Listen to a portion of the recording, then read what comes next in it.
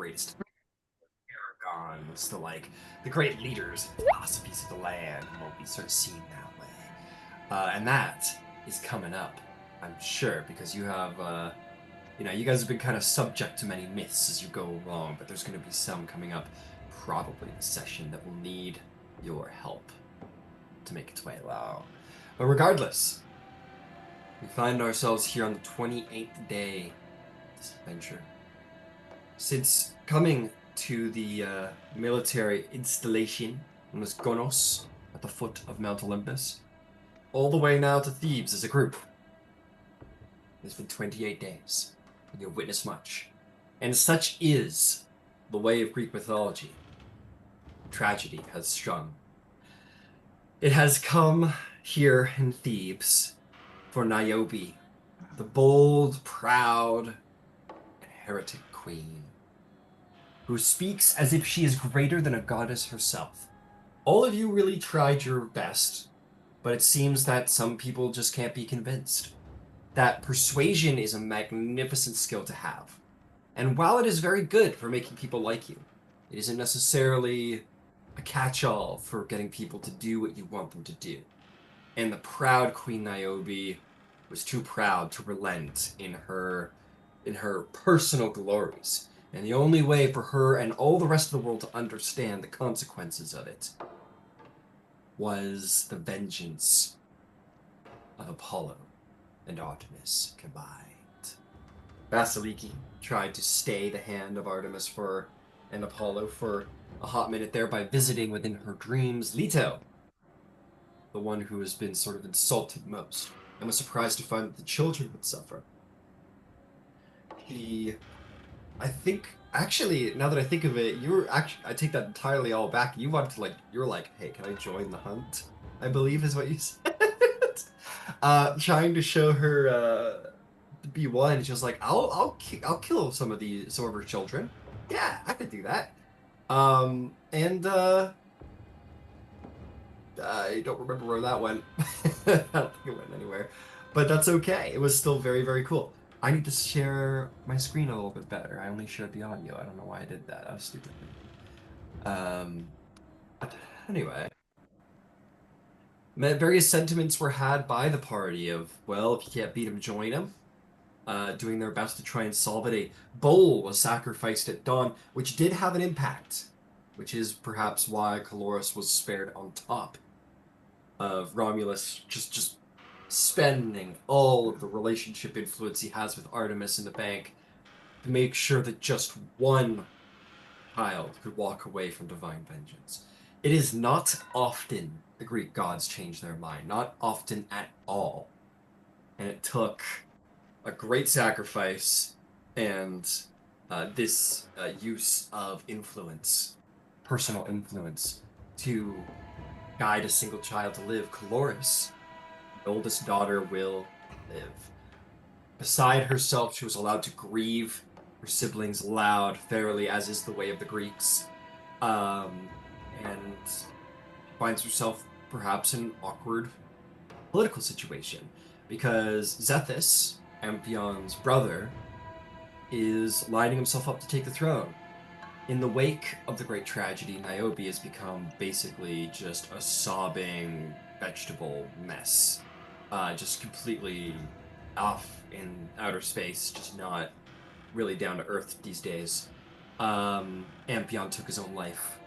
And in the aftermath of a king dying, there is not a lot of time to mourn.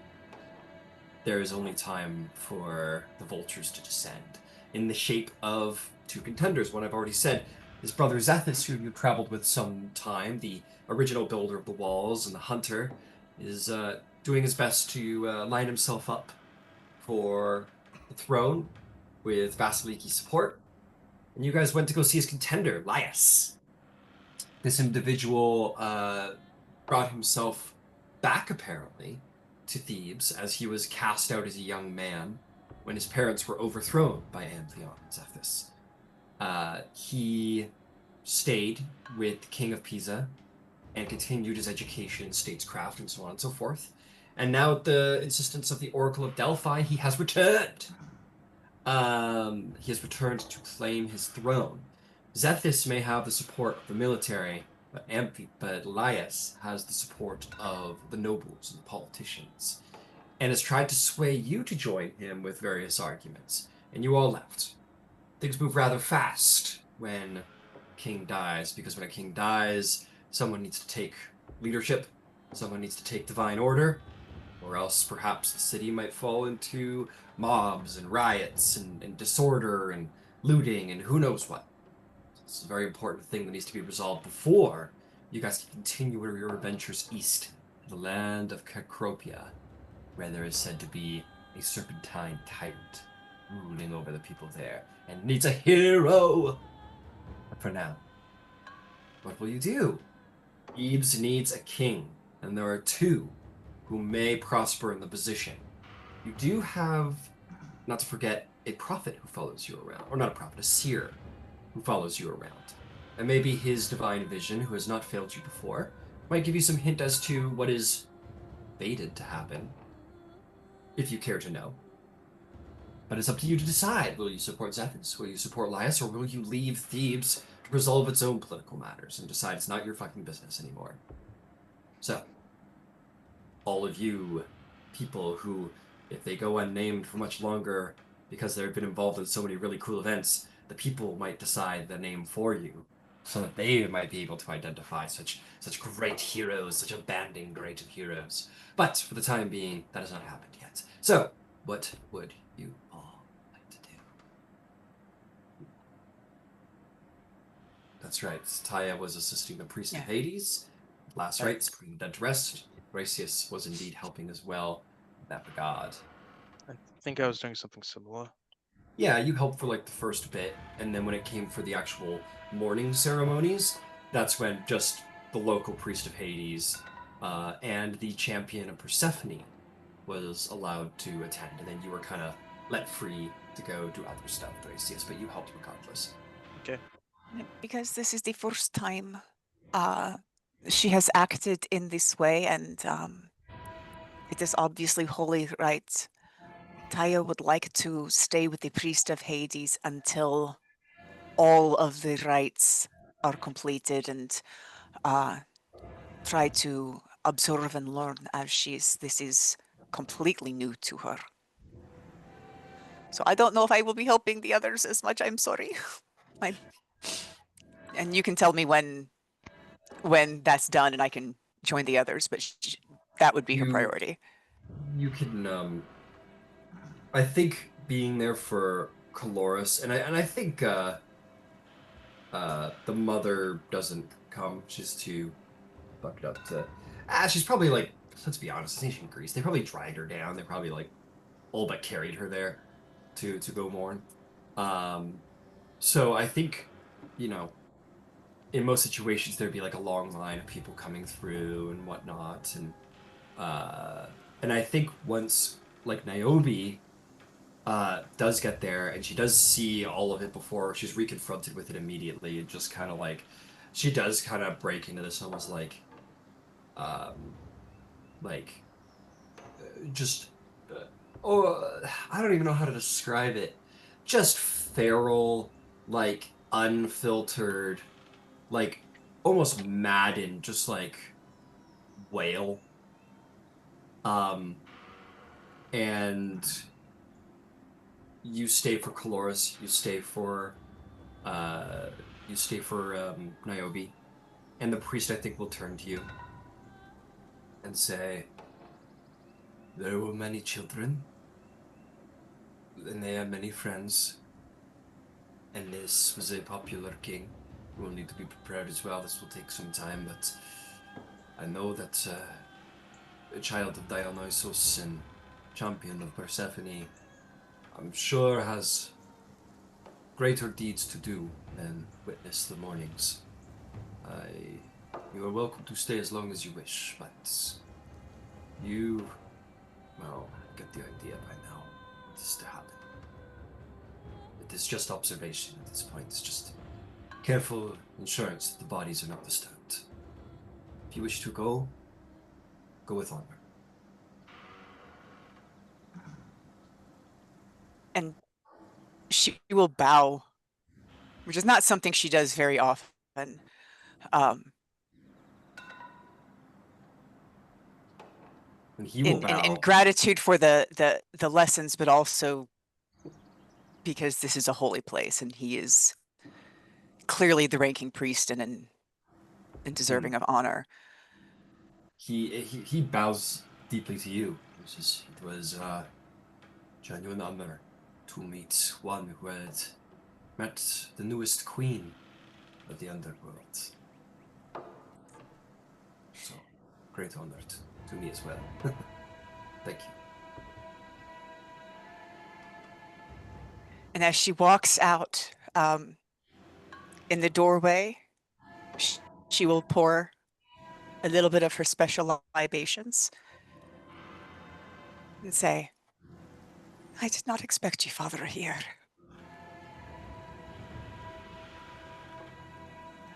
And just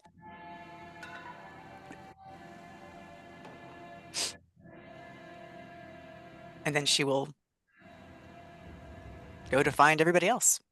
Fair enough. I'll definitely say take a little inspiration for being such a good priest. I'll say you as well, Thrasius. Thrasius, take inspiration because you guys were both you're both being great priests, which is cool. These are cool. We love that little flavor. That's great. Thank you. Fantastic. So, now what? How now? Would definitely round up the others if Thrasius is available. I think Romulus and Candybus and I were already together. We've just finished speaking to Lias, Elias, yeah. Mm-hmm. and he definitely told us that he's gonna murder the queen and marry his niece. He insisted upon you that he believes that Zethus will, yeah, he'll probably marry Niobe if Niobe is unable to be a part of the marriage, consent to the marriage. He'll probably marry Caloris, and then probably try and kill him, Lias, if he doesn't flee the city again. And I would say you, Candybus, coming from a princely background, would have heard of such things, and it wouldn't be wildly beyond reproach. This is how people gain political standing. And you don't think it's beyond reproach that, Lias is married, so, you don't think it's beyond reproach that Lias would probably, try and off Caloris and Niobe once he takes power. This is the way of the world, and to do so isn't necessarily good or evil, it's just good politics. Or at least in consideration. Heard loud and clear. I think I've heard all I need to hear. Should we talk to Zethus and understand his plans a little better? I might have been quick to assume his position. Ultimately, I want what's best for the people here. I think that's... Yes, I'd also like to speak with Zethus.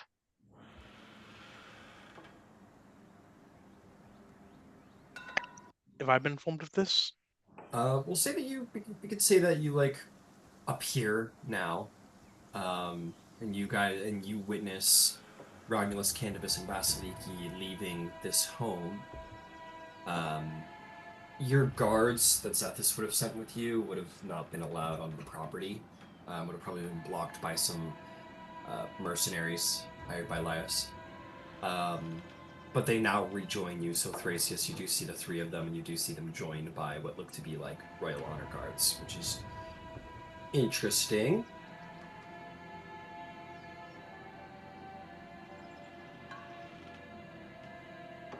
And you can do with that what you will, Thrasius. Can I make an insight check on that, or perhaps? Go up to them if you want and talk. Just want to cut corners a little bit. Don't worry, we've already spoke to him. Okay. All right. And I follow the others.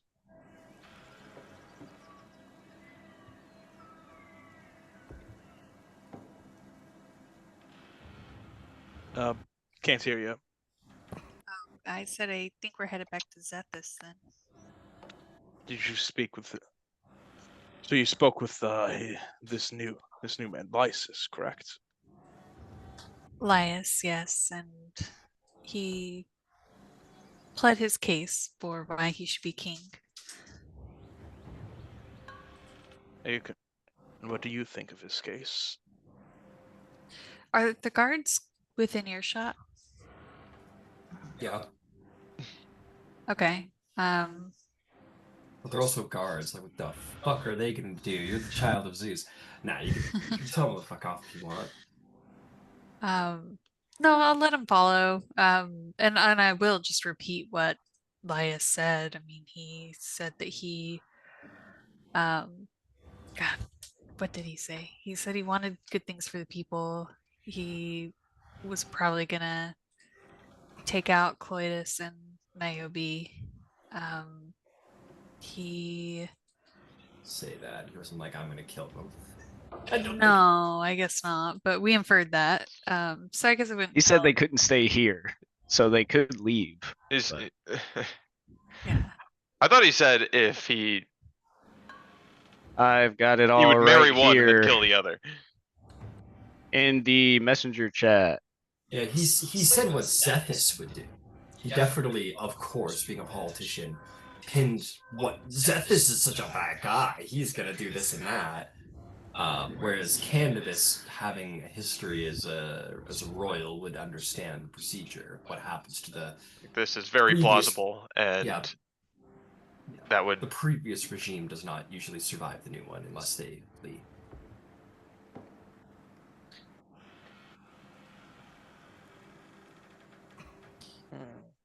Interesting. Let's just go to Zephyrs and see what his plans for Thebes would be.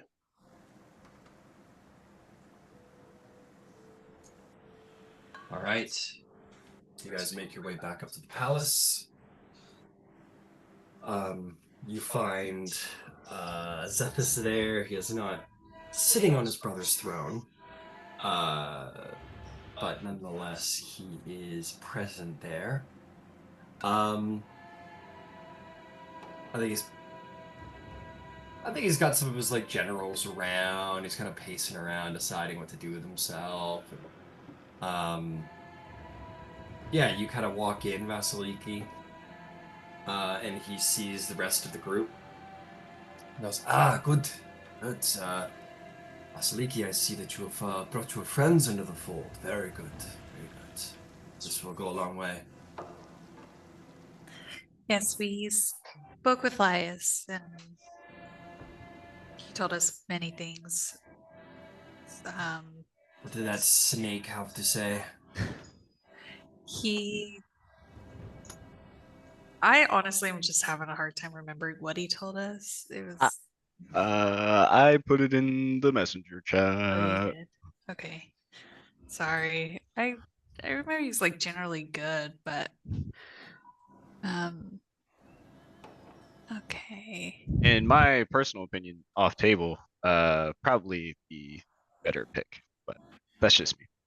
Yeah, probably. But he's not a demigod of Zeus. Fuck it. um Who gives a shit about demigods of Zeus at all, right? Oh man. Okay. Yeah, I'll tell him generally what he said, that he came back from Thebes based on a prophecy of the oracle. He's been trained in statecraft while he was away and supports the protection of Thebes through military action against the bandits, and supports piety to the gods. he's supported by the nobles and politicians. I tried speaking to them, but they seem pretty firm. And could I actually insight if I was able to? No, I rolled pretty low. They seem pretty firm in what they believed or being behind Bias.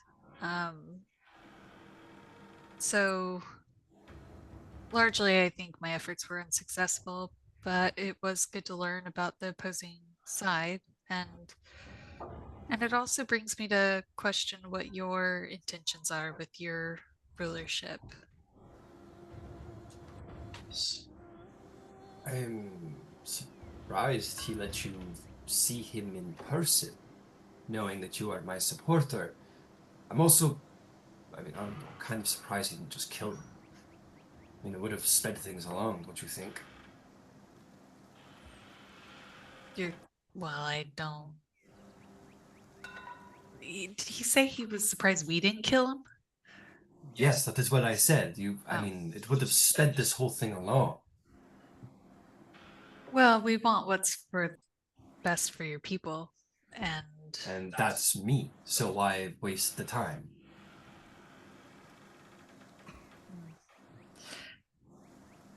Well, I want to know. He brought up good points, and I want to know why you're best for the city. What are you talking about? I'm talking about your qualifications. Qualifications? I'm a son of Zeus. And that gets you far in my eyes. But what are your plans for the people in the city and solving? I mean, you're meant to take up the city in the name of your brother and do right by him and do right by Zeus. I need to know that I can count on you to fulfill those expectations. Taking up the city in the name of my brother. Would be taking up the city in the name of my father and in the name of me, my brother.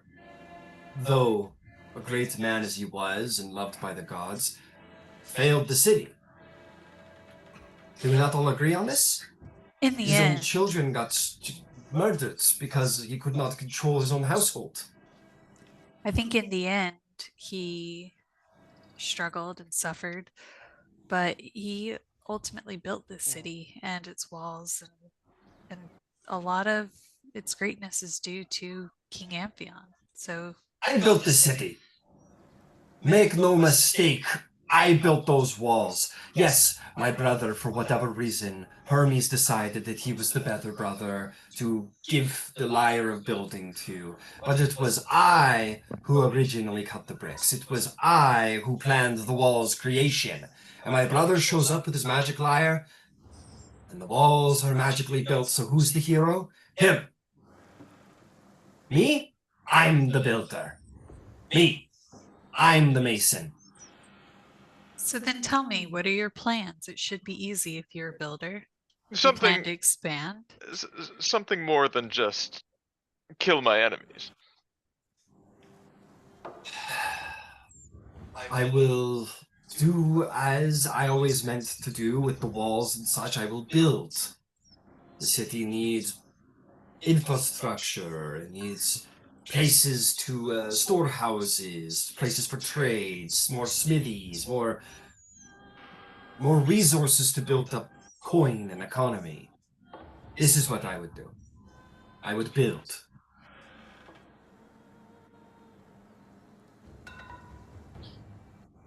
Yes, you in the back. Above Minotaur. table, does Thrasius believe him when he says, it was all my idea, actually? Yeah, go for it. Insight, right? Yeah. 27. Yeah, he's you don't know who the younger child was, the two of them, but it looks like he's got younger child. Okay, hang on. Sorry. It's like he's got younger child syndrome, basically, where it's like, or whatever syndrome you want to call it, where basically like he's like Amphion stole all of my achievements and whatever. I mean, fairness, Zethus is known to be like a builder and like a great like archer hunter, so to speak. Those are his like two big merits. So what he's saying could be true. He seems to believe it. He seems to have a lot of anger towards Amphion that kind of spurts up in this moment. Maybe, maybe brought up by, you know, he's so close to the throne, and now you're all like, well, we want to know your qualifications. And he's like, the fuck do you mean my qualifications? I'm the son of Zeus. So he's very frustrated, but yeah, he's not lying to you about anything he's saying. In fact, he's being very, very blunt.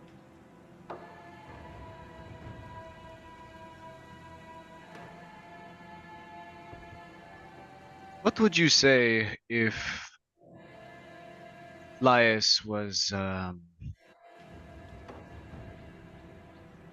brought here by a divine revelation, a prophecy from the oracle?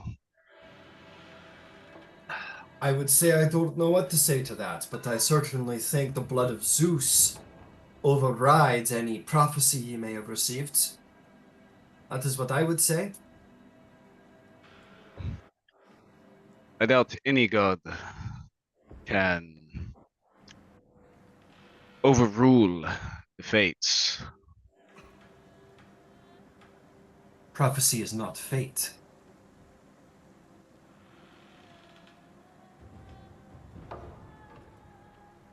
I mean, it's literally not.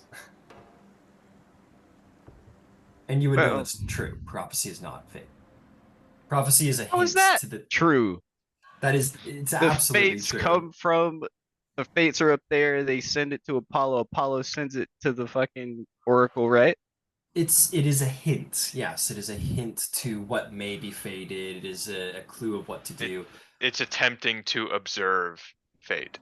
Yes, exactly. It could be, and there's been many prophecies that end up being sort of almost like tricks upon those who are fated, where someone's been prophesized to go do this great thing, and it ends up being to their own bane and kind of brings someone else into the light. So prophecies can be tricky if misinterpreted.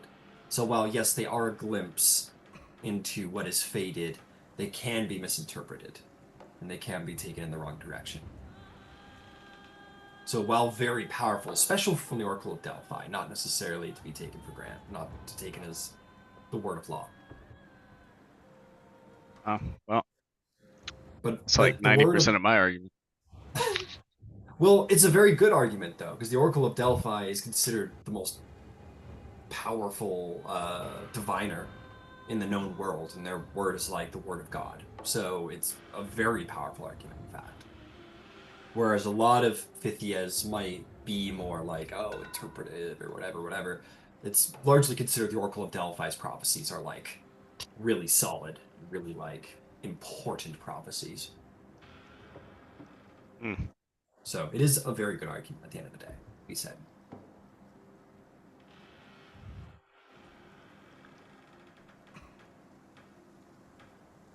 He looks at you, Vasaliki. He goes, we are of the same father. You are essentially my sister, and you're considering some outsider? Some would-be king? I just need to know that I'm making the right decision by throwing my weight behind you. No offense meant or intended.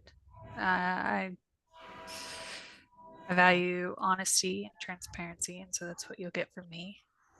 I still support you and your claim to the throne as son of Zeus. I just need to know that you'll do right by your people, and the city will continue to prosper. All right, good. So, where do you propose we've gone from here? You went to go deal with him. He has clearly warped your mind into all of you into possibly betraying me after all we've been through together. So now what? Now we pray. I will Oh, seek vital counsel and let you know my decision in the morning. Either you will be king or you will be dead. Is that a threat? It's a promise. Fine. Then I'll see you in the morning. And she'll take her leave. The doors shut behind you as you all leave, and the eyes of his generals sort of follow the whole group out. The vibe very, very, very much has changed from political allies to deep tension. It's like, no. I feel like we have more than those two options. Do I get the sense that they're going to try something before we come to a decision? Oh, probably. Oh, that was Now they will. okay. Well, I was asking You Ryan don't that need to above table. roll. You can infer some things, Thrasius. You don't need to roll for every single thing that happens. Okay. Yes, you can probably insinuate that after Vasaliki threatened his life, he's probably going to try something. Absolutely. We need to find Thyia. Thyia. Sorry. Well, I suppose after a conversation like that, we should probably maintain watches over Laius so that the king to be, quote unquote, will not try to be the only option. If you get what I am saying. No, actually, sorry. Oh my god. Let's just find somewhere private to so, speak, please. so Hunter Warrior guy, he's probably Mhm. gonna try something. He's gonna Maybe. go to Laius and probably try to kill him so that he's the only option. Therefore, we don't have any other options to be king. So Yeah. Or Elias is going to try to make an attempt. I think they're all about to be at each other's throats and our throats too. So we should probably find somewhere else to sleep. Anybody here want to be king? Anyway, Ryan, do I see Thyia anywhere? You do not see her in your immediate presence. No. Obviously Okay, not. no, okay. I don't think that Laius is going to try anything like that until he's certain he has the throne, because he does have political allies and all that, and he wants to maintain that image, I suppose. So for him to go covertly, and try to take out the other guy, doesn't seem like a politician's move. Not with the resources that what's his name? Elias? Yeah. So the resources that Laius has, I don't think necessarily allow him to do that. Not unless he becomes king and gets the military. Zethus, he's supported by the military, so he could probably call in a favor from his guys and take out this usurper. He'll probably call him. I Yeah. mean, Or from my understanding, this is just how it works. I don't yeah. really care if either of them takes over. I'm more concerned for Coloris. I think she See- needs to get out of here. If you want, my advice would be, if you want Cloris to live, you can offer Laius your support in exchange for sparing Cloris's life. Or you get them out of the city and grant them protection under your own city. It's I not don't just have- her life. It's freedom. She needs to get out of here. Yeah, she does. So how about half of us consult with Tiresias and the other half usher Niobe and Coitus out of the city? Say Tiresias? Yeah, he's the seer. At least I think that's how you say it. I don't know. Yeah, that's. Yeah.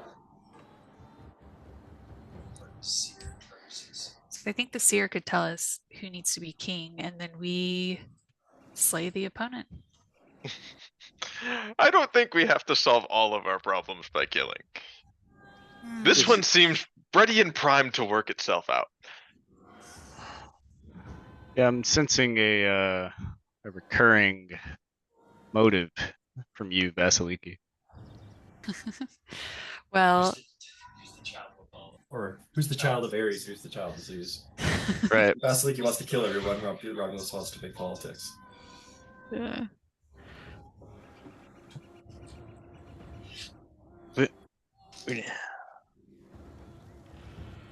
Do you believe Laius speaks truth when he says the oracle gave him a prophecy that he'd be king? I think the oracle told him to come here, not that he'd be king. I don't think we got the prophecy No, you that don't. he was given. So we should probably get that. Yes, let's go there first, then we make a decision. And also, like, prophecies, they don't necessarily matter when it comes to us. I mean, we are all uncuttable. Yeah. Hmm. I do want to stand by family and Zethus's family. I do take our shared bloodline seriously. Does he? I think he does as well. And I think he would be as good as any king, but I am curious to hear what Thyia has to say. And Candybus, I do think you are right. I think if anyone here should be taken care of, it's Cloetus. I mean, honestly, I think we should also get out of the city. I think we got a bit of a target on our back from possibly both sides. Then why not help one side to get the target off our backs and make sure they win? Round and round and round and round they went. Thyia, we'll skip over to you.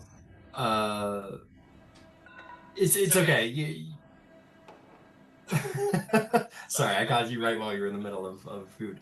I'm sorry. Don't be sorry. That was my fault. I was just gonna figure out where you wanted to go. Probably back to the palace, right? See if you can find everybody. Yes, at some point soon I'm going to have to speak with Coloris. But this can wait. I would like to check on my friends. Okay. You make your way up to the palace. You're going to find that there seems to be a lot of like guard movement. Just like people moving about here and there.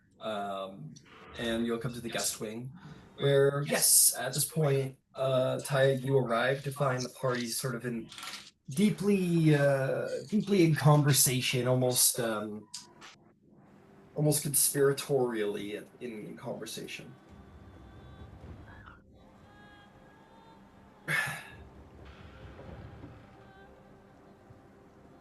What, are we placing bets or something? What is happening?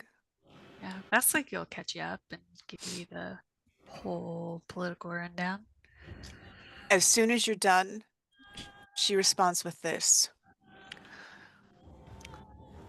Xanthus had a very good idea, I thought, when he said we can look at the oracles, the prophecies, as way of seeing what maybe the fabric was supposed to look like before we go and say we like it or we change it, right? What I will tell you, if you want to speak with Thrasius, of course you know that Oracle is his daughter.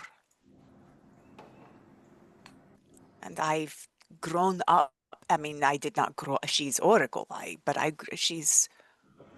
popped many on the head for being rude to her. So I will tell you, based on what you have said, that my inclination is to take the ladies and go. And let the men play politics. Honestly, Vasaliki, I don't think it is the way of things. I think your people have the right of it. I have a problem getting behind a man to do a job when neither of them seems like... never mind. It is fine. I need to talk with Coloris. If we are leaving, that is a good thing. And she looks really, really just maybe for the first time, just a little annoyed at the idea of politics after what she's been doing.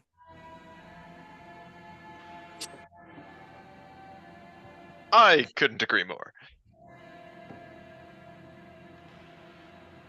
Okay, well.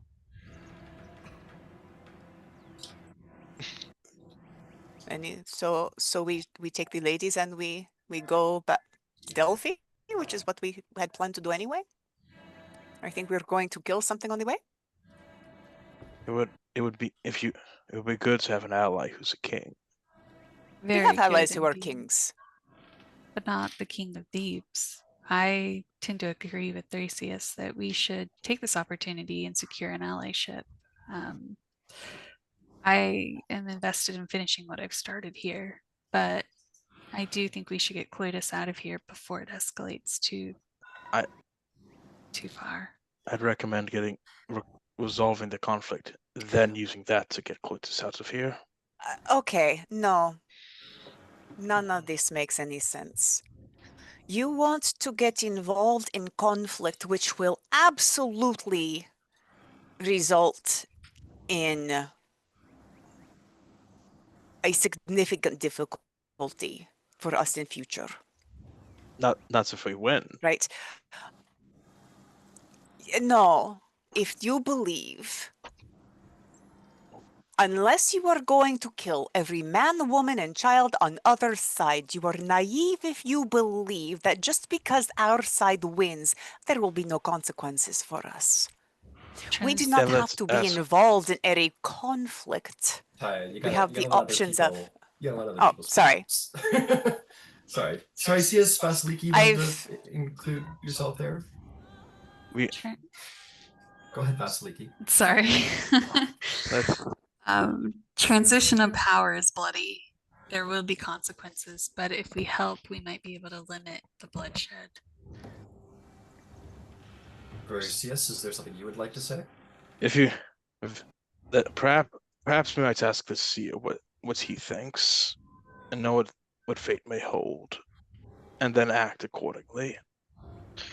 I mean, I think our choice, if we are choosing a side, our choice has kind of been made for us. You think we're just gonna turn around and help Zethus and he's gonna forgive us for threatening to kill him?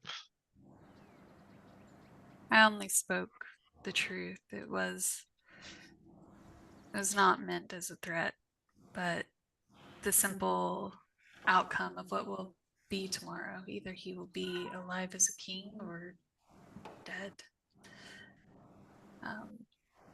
It is true I'm not known for my way with words.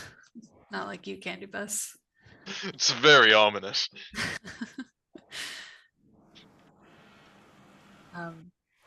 But I do still have faith in my brother, and in the blood of Zeus.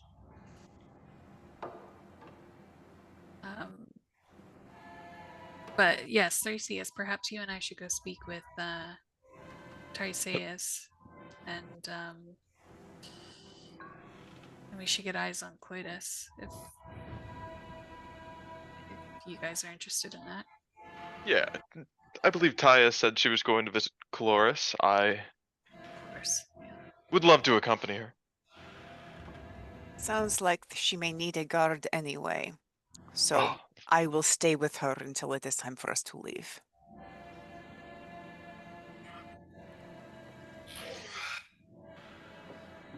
All right, so just to be clear, who's going to see Cloris and who's going to do something else? Okay, I got Candybus and Thyia for Cloris. Who else? Who's going where else to that? I was going to talk to the seer. Okay. I'm going with Thrasius to the seer. Got it. Romulus. Romulus is busy, it seems. Okay. Thyia is like in the next room over, so we'll do that because that'll be the quickest thing. You go find Thyia. He's like, he's just like laying in bed. He could be misinterpreted for being asleep because he's blindfolded, but he doesn't seem asleep either, just by his posture. Like he's not like in bed, he's just kind of laying on it as if you were looking up at the ceiling. if you will. And he says, just like from bed, like, I'm in.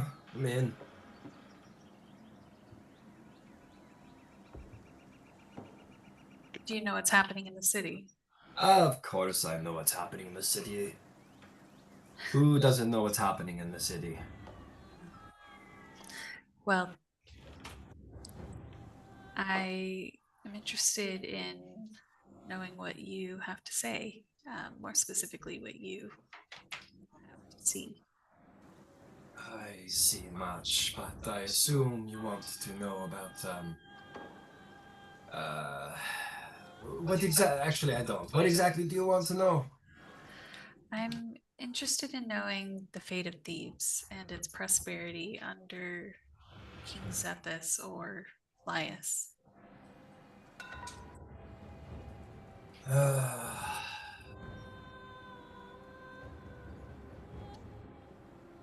My sight of prophecy isn't. Hang on. Sorry. Isn't it has blind spots. I can't subjectively tell you who is going to lead better or not based on your personal view. If you want to know, both are capable of leading.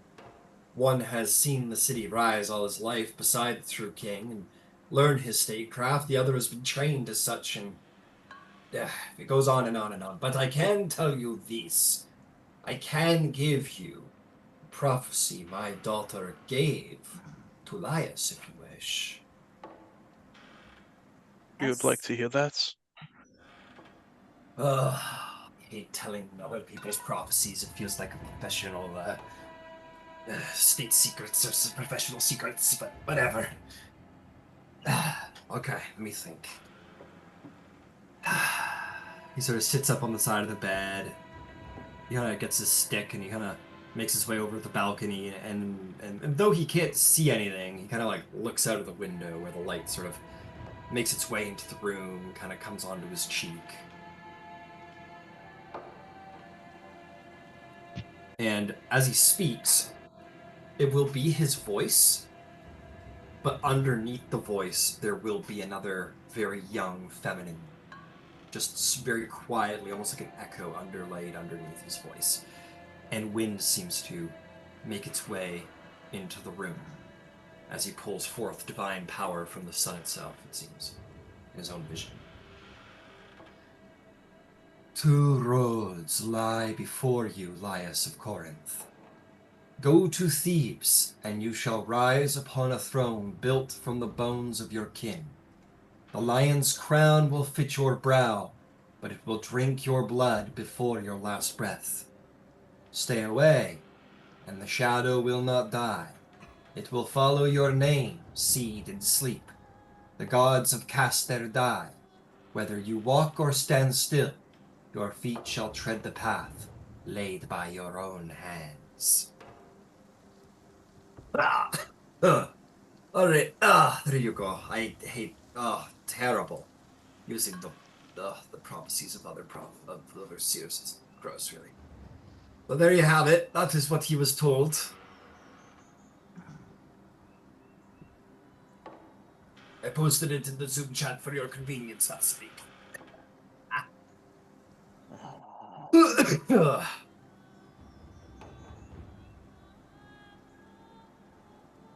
That was a good one. That was a very good one. I'm proud of my daughter. She's very good. Very good. Very good, Sierra. You should be. Excuse me. What? What was that? You should be proud. It is every father's pride that his daughter gets to be horrifically drugged up on all kinds of volcanic smog and deludes her brain for 5 years. Nothing like it. Brings The a tear greatest to honor my it eye. is. Congratulations again. She took up the family business. She could have been a She did. She really did. There is no more prestigious position amongst diviners than Oracle of Delphi. I am proud. She just makes her father so proud. Makes me very proud. She's almost as good as I am. No, I'm kidding. She's probably better. But only for like these 5 years. Yeah. Oh yeah, because the female oracles, they have to be like young, right? Yeah. They get replaced like every couple of years. Yeah, they're not. Yeah. Talk about like shitty job security. What was that? Talk about like shitty job security. Oh, it's horrific job security. It's horrific jobs. Well, they get set up for life after that, though. Like they're, Huh. I think they get like, 401k pension. well, they get a place within the priesthood forever. They get like, I think they get like a personal guard, at least one, to like watch out for them forever, and then so they're honored for life. Like people are like, oh, you serve as the Oracle of Delphi, like you'll be an honored and respected person forever. You get your very own tomb when you die. Yeah, there's a specific tomb well laid out for you, so there's benefits for sure. Healthcare. Let's not go crazy. All the olive oil though. Oh, As much olive oil as you want. yeah. I have it cold. Yeah. You have a cold? Oh, great. There. I say to Vasaliki, it sounds as if he's meant to. If he takes the crown, it will also be his doom eventually. But even if he chooses not to, the doom would follow him. So why not be a king in the meantime? Oh. I thought there would be. I thought we would learn more about Thebes' fate, and since we are still in the dark about that, I'd rather put my brother on the throne. He's got a strong military mind and is invested in the city. Laius does not even know its streets. He left when he was very young. I think I do not have good reason to not stand behind my kin.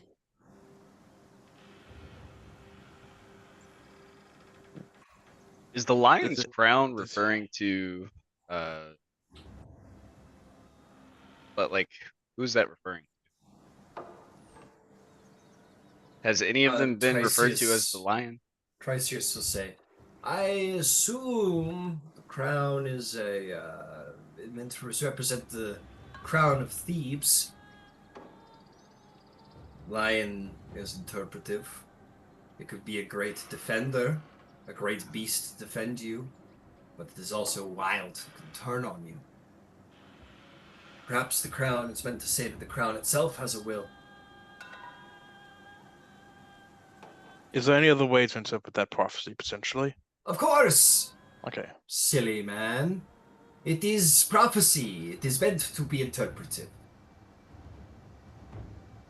Vasiliki, I appreciate your dedication to family, but just because the family doesn't always mean they're your ally.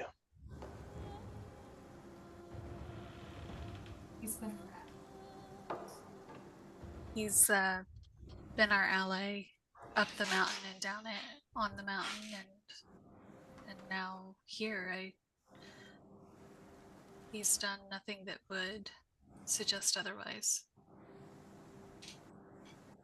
Well, he wasn't acting very kingly. I mean, is it just convenient to be someone's ally until you stand in front of something that they want?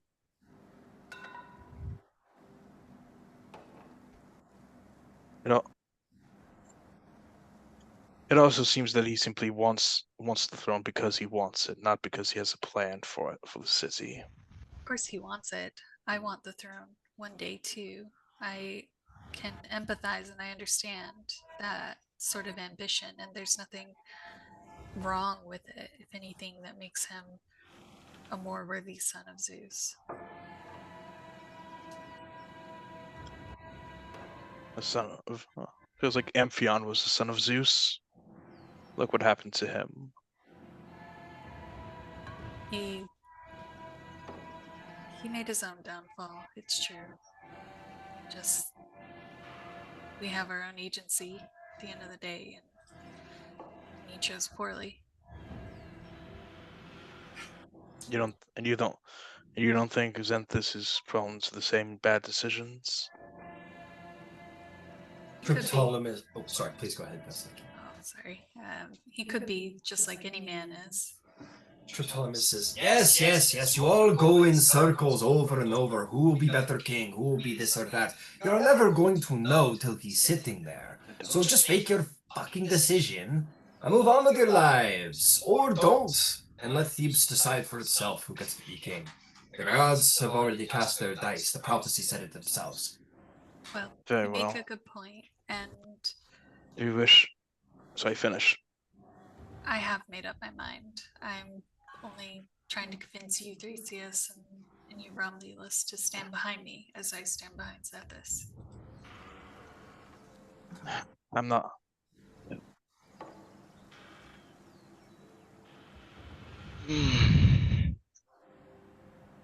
Well, it would seem that I am in the. Well, I don't know if I'm in the minority or the majority, but one thing I can say for certain is the manner in which Zethus conducted himself is not one I would attribute to a king or even a prospective king. Laius approached us calmly. Well, we approached him, but you get what I'm saying. Calmly listed out his wants for the city, and he offered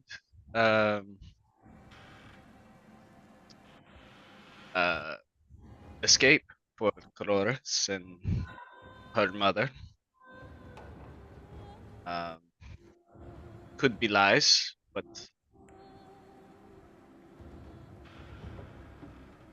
I think if we want Thebes to prosper, then lies is the definite decision. He demanded. Xanthus demanded the throne like a child would demand a toy. I'm not convinced the man would be a great king. I'm gonna trust Romulus. We're gonna pause this and we're gonna swap over to Candybus and Thyia. You guys make your way to the very opposite wing of the palace to go find. You find like the ladies' wing of the royal wing, and there are many, many rooms, and all of which are empty now, except for one, where you do see a couple of handmaidens sort of waiting outside the door, and you get to the door, and you hear like crying coming from inside. And the one standing outside is just this nice handmaiden who seems to carry herself not with like the sort of like, oh, like, you know, humility, like I'm smallness of a servant, but maybe someone who maybe is sort of like the head, like a little more protective, if you will. Not necessarily at you, but you can tell there's a little bit more presence of personality about this particular handmaiden. And she bows to you with all respect. And she says, hello, welcome. I am Eliza, handmaiden to Dolores. The princess, as you can imagine, is not...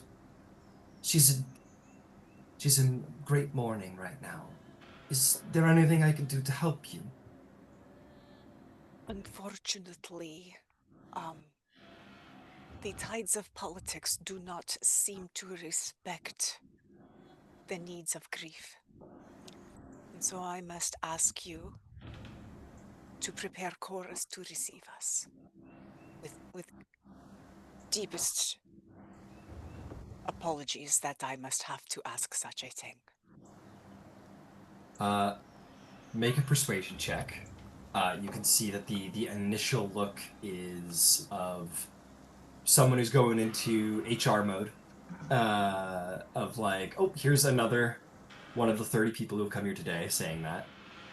It is a matter of life and death. Can I help with this? Yes, go right ahead.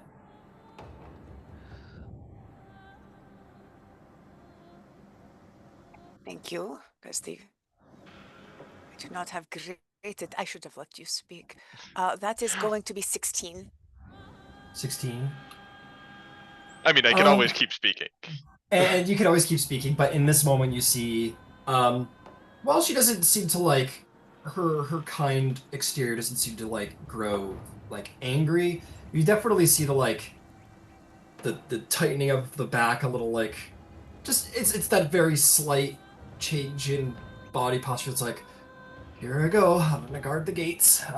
She kind of still very politely says, I understand. We've heard this from many people. The brother of the king has wished to speak with her on several occasions. Many of the politicians and so on and so forth.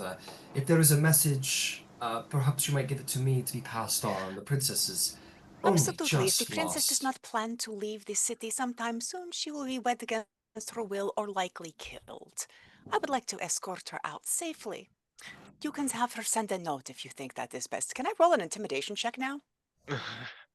I'm going to say no, Okay. actually. You've already rolled the persuasion, and she has been dealing with people trying to intimidate her all day. And she, So, and she just kind Thyia of. will leave. Thyia will leave. Okay, got it. She's not going to deal with it. All right, she almost looks relieved that this happened. That you've just decided to just walk off instead. And kind of, I'll stay there. yeah, and you stay there. I'm just going to leave it to Candybus. I got it, and it turns over to Candybus. He goes, yes, Lord Candybus. What's what is this message that you'd like passed along? Just we as visitors to the city understand all the turmoil that's going on, and we fear for her safety, her immediate safety. You'll have to excuse my friend here, but we think she needs to evacuate promptly. I see.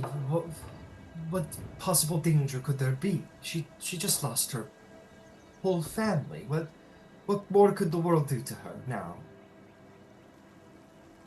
Your city's on the brink of war.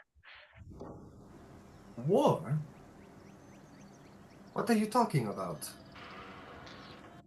There are certain interests in the city that want the crown for themselves, and it's a lot more volatile than I was expecting, but it's not looking good out there.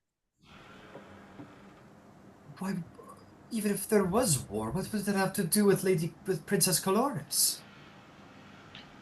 Because she would be a pawn in deciding who would take power. I'll say make a persuasion check, but I will also say you see like in her eyes the dots are just not connecting. She's a handmaiden. She does not understand politics. She is. What she does understand is that her lady is in deep distress and she has to protect her. That one, 8. What? Oh no. For an 8? No. Come on, we gotta have a lady. You can do better. Lips of Desire. Who do I have inspiration from?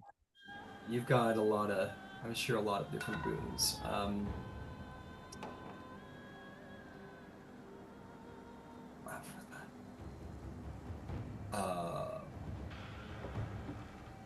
Oh, it's too bad you're not flirting with her. You could have got advantage. Probably should have. The one time. Let's see. You have. Let me go down the list here. Let me burn a point with Dionysus. Okay. The sort of intoxicating allure of Dionysus might sort of, like in this moment, she might feel a little like, ooh, like a little lightheaded, like as if she had had a little bit too much wine, a little surprising wave of something. That's better. 17. That means she goes, Not amazing, but no, 17's better. It's not everything, but it's better. She kind of like, you get the sense that she's like she's interested in understanding what you have to say, though she doesn't as of yet. She's like following the thread, and like she's you could convince her if you kept going. You're pretty sure. Like you get the sense that like you're in cahoots. She feels that you two are together to protect her, and she just needs to fully understand in order to like let that door open. You know what I mean? So you've almost got her. She goes, so what? Goes, but what would that have to do with the princess? They would come in and take her, either hostage or to be someone's bride or to kill her, because her existence is a disruption to whoever takes the throne. By the gods. You mean this? I fear this is how politics work. I can hardly believe it. But okay, I'll make the princess ready to receive you then. It'll only be a moment.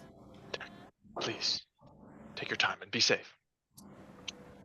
She kind of definitely you see like the slight look of and maybe playing into the Dionysus thing too. The slight frenzy in her eyes, not of panic, but maybe a little panic of This should panic. yeah of oh fuck right we're oh shit we're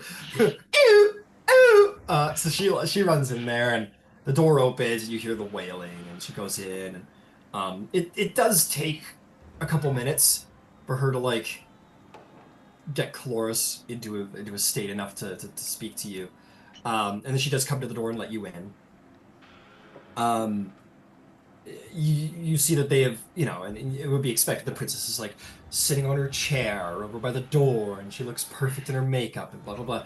But it seems that the best they could have done is that she's like basically like laying on the floor, or sitting on the floor, and she's like leaned up against her bed, and her makeup's all fucking running down her face and all fucked up, and she and there's like three handmaidens in the room, including the one you just spoke to, and she will say, she's like, Princess Caloris, this you've met him. This is Candybus, the lips of desire, the champion and son of Aphrodite.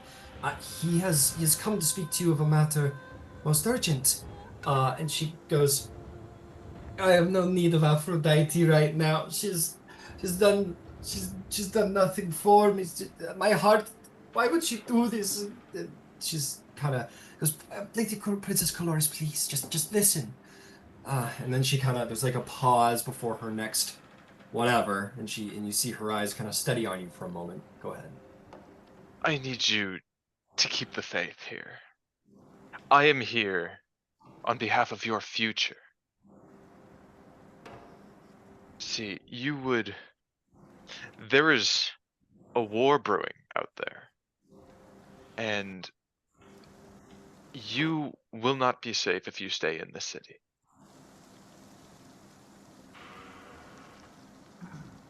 She goes, what are you talking about? It's already as bad. Everyone's already dead. What worse could there be at this point? But you're not. You live. This is your gift. What do you mean? You were spared. You were chosen for something. But if you stay here, that won't come to fruition.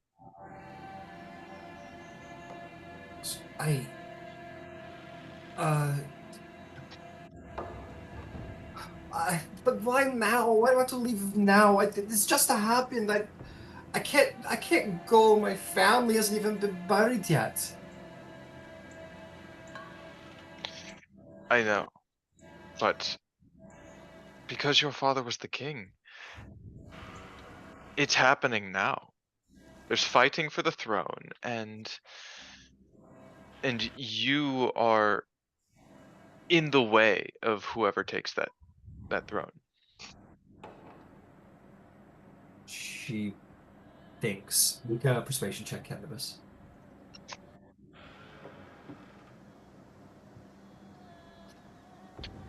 15. She like goes numb for a moment, and the handmaiden looks to you, kind of like they're sort of gonna back you up.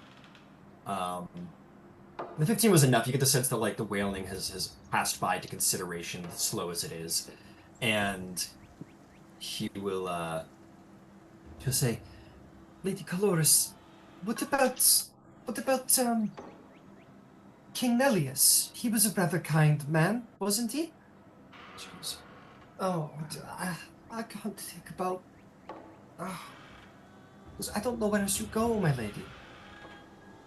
It could be a way to. She goes, and she'll look to you, Candybus, and she'll go, my father was trying to marry me off to the king of Pylos, Nelius, in the deep south of the Peloponnese. He was a kind king and a kind man, but I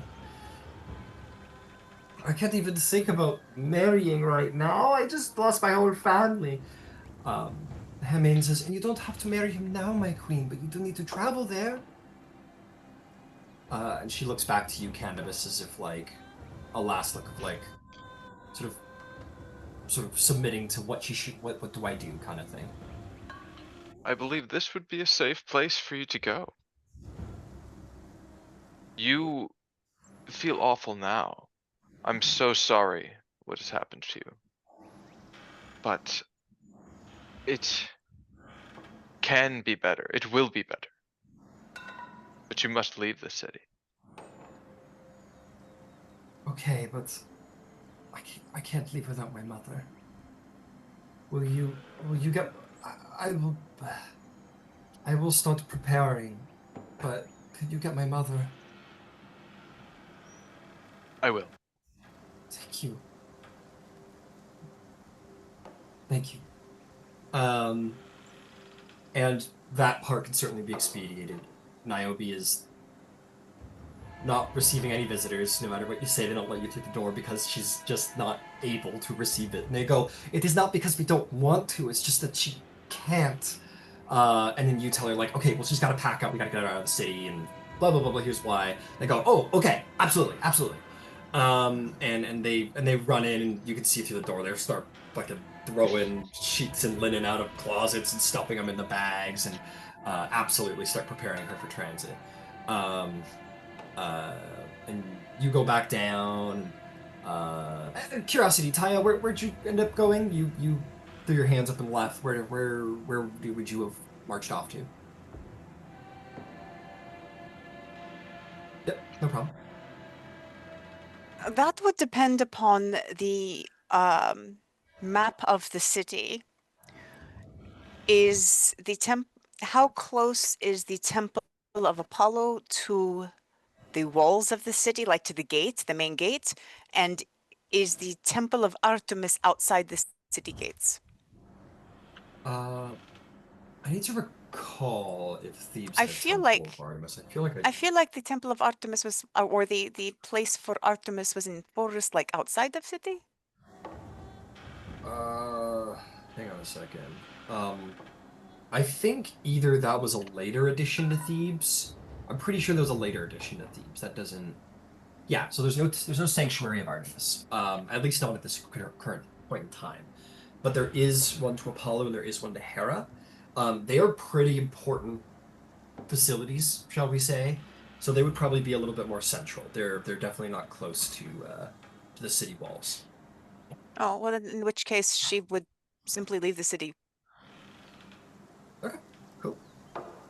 I had thought that there was a sanctuary like right outside city gates. But no. Thyia will leave the city, find the woods, watch the world. When the group leaves, she'll join them. If they don't leave, she'll go to Delphi alone.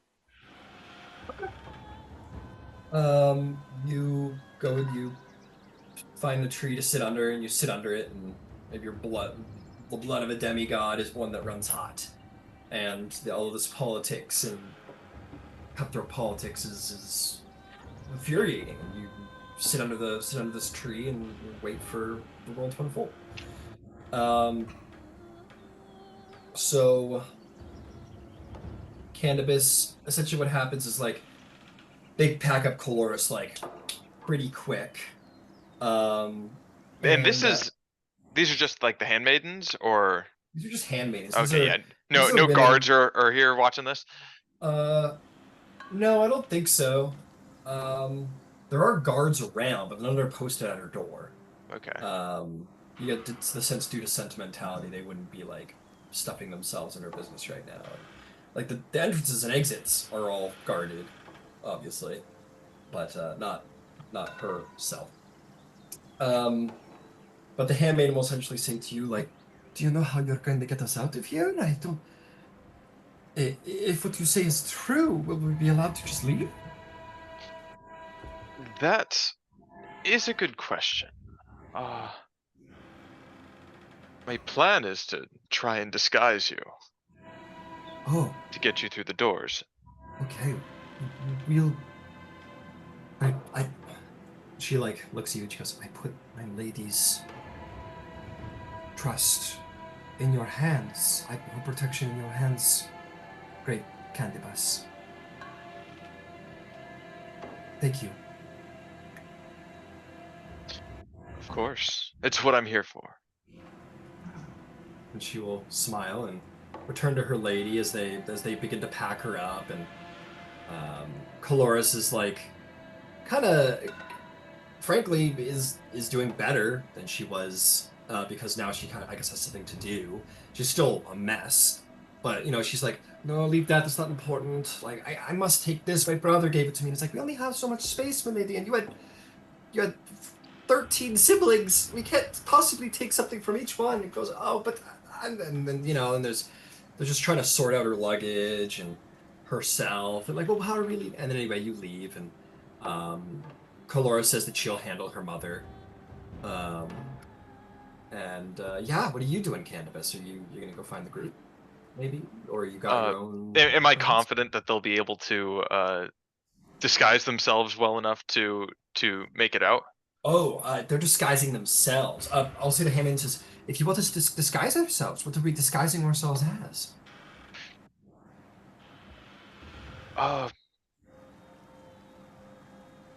That's a good question. Do you have a meal service or some sort of object you bring in and out? We have slaves. I mean, I don't have slaves. The palace has slaves. Slaves? You would have the princess disguise herself as a slave? I mean, who would expect that? You could make a persuasion check. That's a quite an undignified position for a princess to be in, but you do pose a good point. 14. 14? She kind of, you can see like her face scrunches up. She doesn't like it at all, but she goes, "If it will keep our lady safe, I suppose. What about the luggage? How are we going to get the luggage out?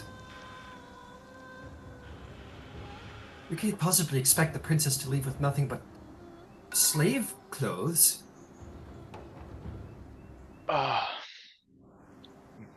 Might have to pick only a handful of items. But she'll need clothes for the trip and a livery for on the road and guards. How? It's just a handful of items. We can always try and reclaim our personal belongings once our security is ensured.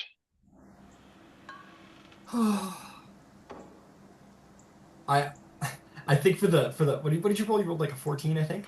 Yeah. She says, Lord Candybus, great Candybus. It's a good plan to get my lady out of the city this way, but she couldn't possibly survive, let alone arrive at the home of her suitor in rags and without proper attire. How would she appeal to the king for marriage, for safety? if she's just looks like some common slave. She needs to have her clothes in her luggage, and I'm sure she'll be remiss to part without at least a couple of memorable items to remind her of her siblings. Okay, you've convinced me. I will do my part to try and sneak out as much of her luggage as I can. I'll need to make a distraction to get it past the guards, but I'll figure something out. Thank you, Lord Candybus. I understand this is difficult, but we owe you greatly. Thank you very much. And she'll go back to preparing, and I'm gonna give you a little before we move back to the other guys. I'll say there's a little bit of like a shriek that comes from Niobe's room, and I'll say the other handmaid or one of the handmaidens took Caloris there to find Niobe, and this one handmaiden spoke to you, and she goes, "Oh no!"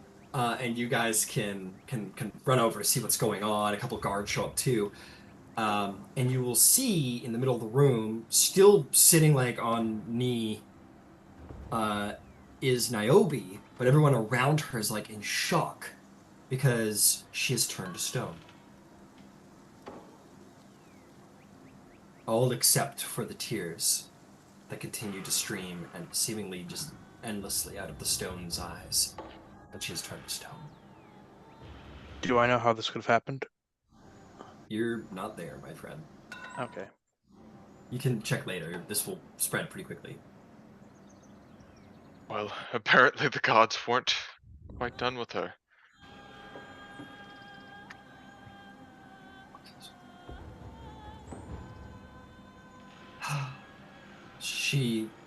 Caloris looks to you, and you know what? We're gonna come back to this because there is gonna be a really ridiculous request from Caloris regarding this, which I just gotta figure out in the myth. But in the meantime, Thrasius, Vasaliki, and Romulus, while you guys are debating who you should follow, or if you should follow Vasaliki, more better put, because she is pretty solidly behind her brother. Thrasius and Romulus, you're kind of unsure about being convinced. You're going to hear some marching in the hallway, and then sort of appearing into the room are going to be 4 of the Hoplite honor guards of Zethus. And they are going to sort of look bleakly at the 3 of you. And they're going to say, "By oath of the king of Zethus, who will be king, we've been ordered to take you from this city. If you will not come, the consequences will be dire. Decide now." I can tell from all of your faces that you know what path this will take you down. So I ask you this one time. Did we hear you correctly? Or were we not here when you tried to find us? We have been ordered by our king, he who will be our king, to peacefully escort you from the city. Intend to stand by my brother and help him with his ascension. Why does he call for this? He does not take kindly to threats upon his life. Then he misunderstood. All the same, I have been ordered to escort you out of the city. Escort me to my brother instead. I will not. This is your last chance. Leave the city, or things will get grim For who? for you. We outnumber you. And we represent the gods. Do you think it is wise to challenge us? intimidation check, Thrasius. The ire of the gods has been proven this very day, so a good angle. Like literally just now. Like just now. 17. 17. You see they falter. You do see like maybe the three behind the main guy who's been speaking kind of like look, their eyes sort of wander with uncertainty. The head guy, you get the sense is like a hard loyalist to Zethus, like fanatically like loyal to Zethus. But the other three, you definitely fear divine reproach. But the main one, not oblivious to his men's sort of faltering, says, "Your brother does not want your help."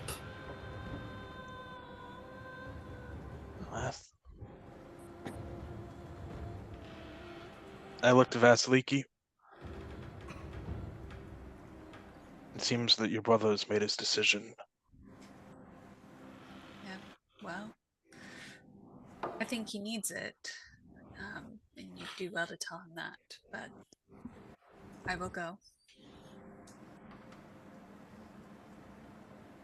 The main guy, again oblivious to the growing cowardice of his men, sort of like looks on to Thrasius and Romulus having received the right answer from Vasaliki. And you? I will seek out the others, and then I shall leave. You shall leave. I will assemble the others, and then we shall leave. He bears his spear with a tight knuckle. The other three behind him are like, especially to a minotaur, to a minotaur with divine wrath on his side. They're like, this crap. But the main guy says, "What part of leave the city now do you not understand, beast? We do not fear you here in Thebes." Niobe did not fear the wrath of the gods. Go ask her how that ended. The other guard, one of the guards beside him goes, says so like very quietly, you're just barely able to hear. He speaks forward to the we'll say I've tried going for the like Polmarkos and all of the crazy Greek names. Yeah, the Greek military like ranks, and it's just too much. So I'm gonna just go with like lieutenant and all of that. So he's gonna leap forward. He's gonna go, Lieutenant Demetrius. What about what happens? They're demigods. We can't. And he's going, and the guy will put his spear in his other hand, and he's going to draw a knife, and he's going to right into the guy's throat beside him, and drops to the ground dead. And he looks at his other two men and goes, "And you defy King Zethus?" And they go, defy Zethus or defy the gods. Make your choice. Ooh, fuck! Give me another intimidation.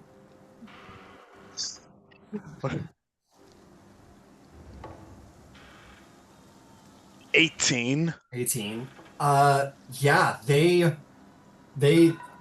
go, "We're sorry, Lieutenant." And they run off. And he goes, "Traitors! We will have your heads for this." And he looks back at all of you, and he runs as well. And the three of them run away, and the last guy's on the ground going, his blood's just pouring around him. And is he dead? He's gonna be dead. In, I spare the dying him.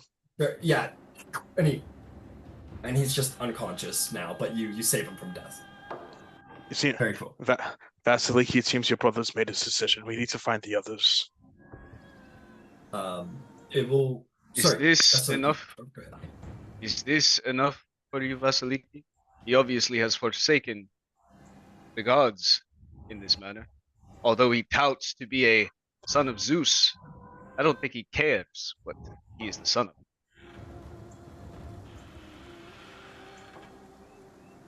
Does quickly betray us. I just wish to see a good king on the throne for Thebes, and as demigods, is it not our responsibility to help these people in the world? I feel that there's greater purpose, and maybe it's not Zethus, maybe it's Laius, but running away and doing nothing, that doesn't feel right. So we back back Laius then?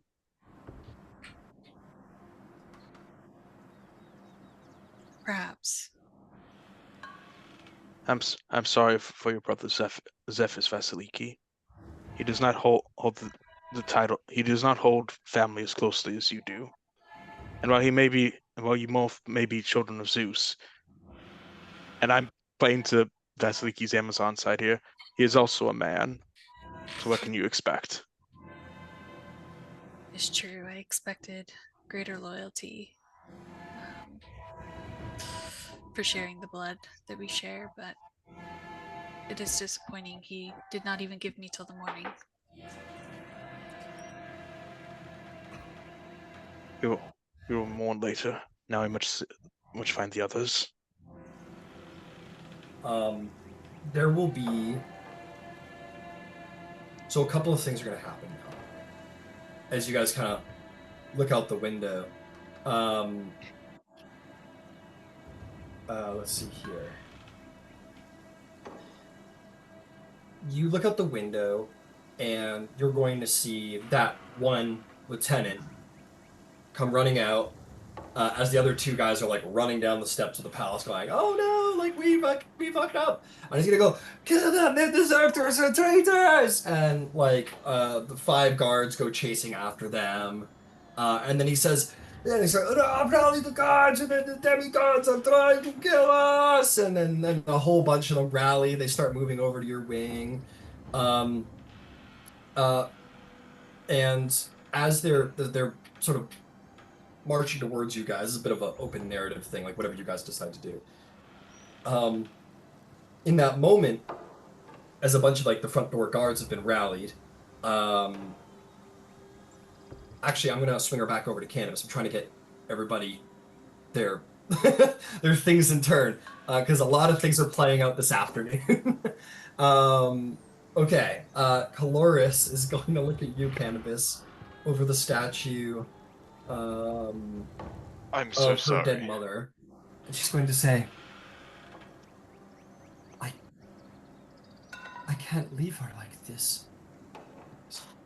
Candybus, you are a demigod. Demigods are strong, right? I would... Is there nothing we can do for her? Not at this time, but I do not think that she is necessarily completely lost. Again, just like waterfalls, like a faucet that's been left slightly on. Just the tears alone stream down from the eyes of the stone, and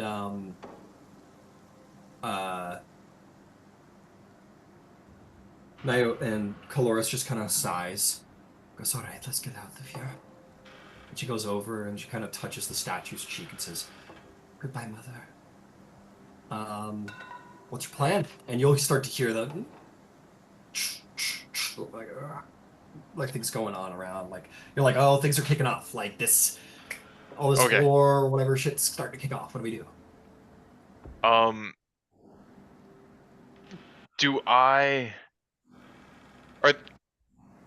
Is she like disguised as a slave at this point? I'll say sure. I'll say her and her handmaidens are disguised like slaves, like underneath what they're currently wearing, but they could just toss off what they're wearing and go slave looking. Okay, Niobe's fairly recognizable, so she'll have to wear a veil, which is a little unusual for a slave, but otherwise they're gonna know her by face and by her hair, because she looks very royal. You know. okay, and also made of stone. Not Niobe. Niobe's Okay. a giant stone statue. Yeah, I meant Caloris. like, oh. Caloris. Sorry, Caloris. Okay. Caloris For a will second, have to I wear a thought veil. you were going to ask me to try and carry out the stone statue. I was actually, but I was looking at the myth, and I think it makes more sense that she doesn't ask you that. But if it made sense with the myth, I was going to ask you. I But would have anyway, tried. Oh, nobody would have been able to carry that motherfucker. Maybe, if it's like a crew of people. It's a stone statue, for God's sake. But anyway, no, she doesn't ask you that. She will follow suit. But Caloris will have to wear a slightly unusual aesthetic for a slave, which is a veil, because she has beautiful, luscious princess hair and a clean face and a very recognizable face. The last surviving daughter of Amphion. Okay, I am going to cast Disguise Self to create the visage of one of the one of the guards. Okay, understood. You do so, and you start marching these 4 slaves out. What was their plan for the luggage? Or are you coming back for that lady? How much luggage are we talking here? How many Honest- trips is it going to take for me personally? Honestly, it's not as much as you think. I will say this, like, again, scale everything down for ancient Greece. Like, this isn't like Paris Hilton where it's like there's a crew of 3 people to carry all of her shit. While you, Candybus, would be like, oh yeah, this is excessive, it's probably only like 2 bags. Like 2 decent sized bags, but 2 bags full of clothes and mementos and whatever. But you're like, oh, this is a lot, but you could easily, you know. Okay, yeah, then I'll just carry it with me. Is it messing with my disguised self? I will say you can send the disguised self down and make the bags not look like they were made for a princess. Okay. Yeah, and they will look like sacks. So you're carrying out these 2 sacks with these slaves, or maybe you got a disguise self. So you're traveling. The guards say, halt. Or actually, you know what? You get to the door, and shit's popping off. So the guards are like not concerned. You're like, all right, what am I gonna say to them? And they go, oh fuck, things are going down, and they run past you and your slaves, and you're like, perfect. Nice. Nice. And you make your way out into the streets of Thebes. So very good, and I'm sure you're gonna get along fairly well after that. You guys can go to the stables and basically like put together. I don't know what a princess would be, like what her livery would look like in ancient Greece. Part of me wants to say it would be like a chariot or something, or probably a horse-drawn sort of thing. Anyway, it's not important. You get her livery ready. But in the meantime, I want to hear what you guys do, Thrasius, Vasaliki, Romulos, but the important note to take is this. While the lieutenant rallies a majority of the guard to come get you in like greater force, probably going to double his men to try and come get you, shit's going to pop off. And you're going to see that while the guards are all concerned with dealing with you, you're going to see at the base of the stairs a decent force of mercenary soldiers is making its way to the palace with an armored Laius at the front towards the palace. And, like, shit's about to go down pretty hard. So what do you 3 want to do? We get out there and support Laius. Okay, Thrasius, you want to go actively support Laius? What about the 2 of you? Yeah, I'll go support Laius. My brother betrayed me and didn't take me. Yeah, I think he misunderstood me, but still betrayed me without speaking with me first. So yeah, I think she's gonna throw her weight behind Laius. Yeah. Romulus. Yeah. Romulus doesn't say much till Vasaliki makes her decision. Then he nods, and then he follows behind. All right. So his guards are like, yeah, you guys probably essentially jump out the window, as there's like these sick. Well, I guess I'll tell you what. The decision's entirely yours. Do you guys want to like, essentially like jump out the window, with your seer Thrasius or whatever his fucking name is, whatever, Triptolemus, and go join Laius before the actual attack on the palace and be like, we were always for sure going to support you. Or do you want to like fight through these guards who are coming to get you guys, and then join Laius like in the actual confrontation, like when the battle like probably fully commits? The actual confrontation. Yeah, for Yeah. sure. Well, was he walking down the hall with, like, we could see him walking down the hall with his mercenaries? Or was it out the window? No. So you're looking out the window and seeing Laius and his mercenary troop approaching the front steps of the palace to like do a frontal assault. Meanwhile, you know that there is like double the guards coming down the hallway to get you. So the choice is either jump out the window and join Laius at the front and be sort of seen to be aiding him, or join him in the midst of the conflict by battling through these guys right here. Okay, in that case, I say jump out the window. Yeah, I say jump out the window too. Sorry, I didn't get it. No worries, yeah. So window, very look at me joining this help, or maybe join in the confusion of the battle and like get a fight going right now. Romulus, you're joining the fellas, or not the fellas, the other demigods? Yeah, I'm joining. All right, you guys hop out the window. You grab your bags, throw them on, grab your seer, jump out the window. Let's make athletics checks, the three of you. Let's see how heroically you guys appear on the field of battle. Guidance for me. Yep, sure, you guide yourself, fair enough.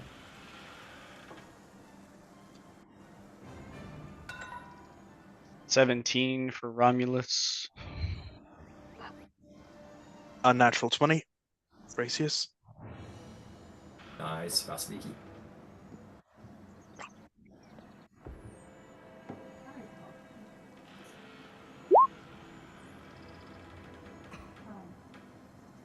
It's an 11.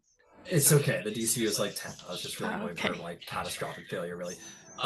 Yeah, you guys hop out of the balcony. I'll say like maybe Vasaliki, you're not quite as steady on your feet as you might have liked as you descend.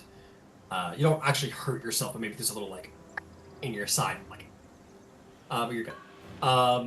And Laius, who, you know, he looked like the politician in his den with his guys, now stands like big brawn breastplate. He's got a sword at his hip, and he stands very, very heroic looking in front of his troops that are all hurrah, hurrah, hurrah! And you approach the front, and Laius sort of like looks over to see you all.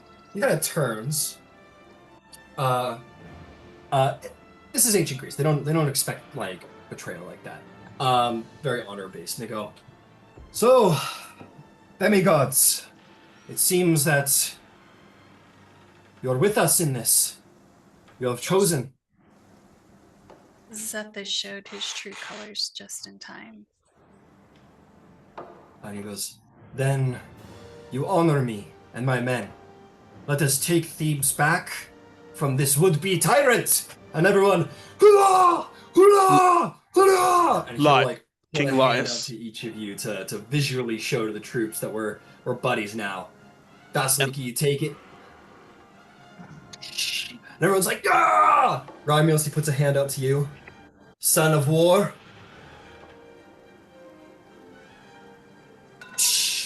And he turns to you, Thrasius, and he goes, mighty Minotaur. I stretch out, hold his hand, and I say yes. I ask him to draw his blade. And he will. I lay my hand upon it and say, may the wisdom of Athena guide you to victory, and I cast magic weapon on it. Hey! And the blade will ignite in sort of a divine, or you know what? This is Athenian, so we will say like, we'll see like along the edge of the blade, just like all of these, like runes basically inscribe themselves down up the edge of the blade, like almost like in a silver and like a gleaming silver, just like Omega and Alpha and all of these things. And he like looks at it and gives you a nod and says, thank you, emissary of Athena. And he'll raise his blade and he says, the gods are with us! And the troops will go, Haru! Haru! Haru! And he says, Charge! And when we come back, we're going to have a combat. Yeah! Awesome. Okay. Well, happy wasn't that, Candybus? Yeah. Glorious battle! Right, yeah. Good job. I didn't know Candybus. how far you were falling. Yeah, it could have been that. It could have been like Dwayne and Samuel Jackson and the other guys. Aim for the bushes. Yeah. Wait, there were no bushes. Oh There no! goes my hero. Watching as he over. But Man, there yeah, wasn't even a bush anywhere near. yeah. Ryan, my Yeah. thing with his sword, Lias's sword, does that count as like the type of honor myth making type of actions that you're kind of looking for in this game? Yeah, dude, are you kidding me? Yes. On the edge of battle, you bless his blade in the name of Athena. That's a pretty that's pretty mythical if you ask me. Fuck yeah, thank you. Good job, buddy. Hmm I knew I had a magic weapon. I thought, oh, I gotta give it to him. The And moment it certainly highlights his like the gods liking him a lot, being like, okay, now he's got a sword blessed by Athena on top of demigods being on his side. Like, this is the king right here. yeah, So people are probably like, yeah, he's pretty cool, that guy. yeah, that helps. It helps out a little bit. Absolutely, absolutely hope so. Fuck yeah, I can't wait. I hope Thyia gets back into the city. Yeah, me too.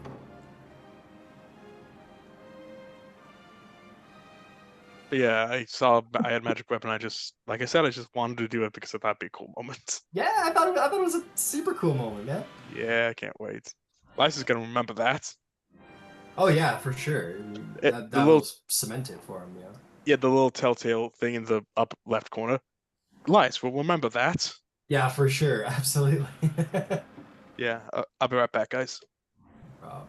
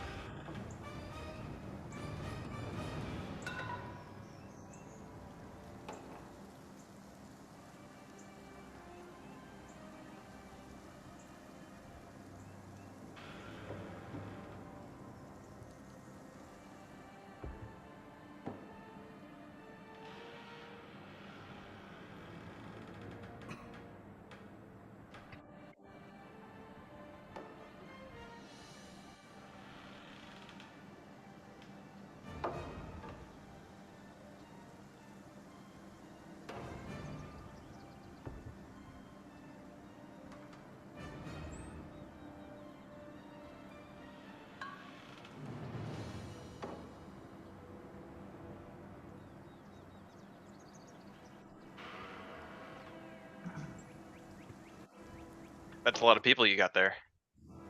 Yeah, you guys got it though. I got great trust in you.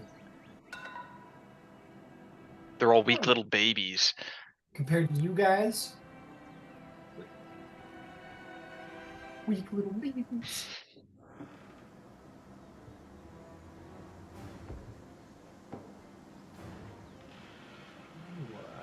Let's simplify things here a little bit. It's just one measly little army. You never let an army of kobolds stop you. Yeah, what? What's the difference here? Exactly. You guys have like so many troops ready to help out.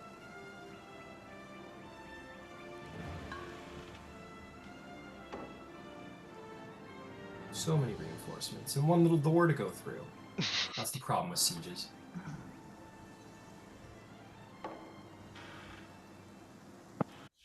People need to big builder doors. That's how you win sieges. Make bigger That's right. doors. Well, in fairness, in ancient Greece, there were like very wide open concept, a lot of like doors, I guess. A little bit. Curtains were the thing. Yeah, that's right. Curtains are the thing. No, I'm gonna change this up a little bit because I'm sure you guys want to do the bad motherfuckers who run in.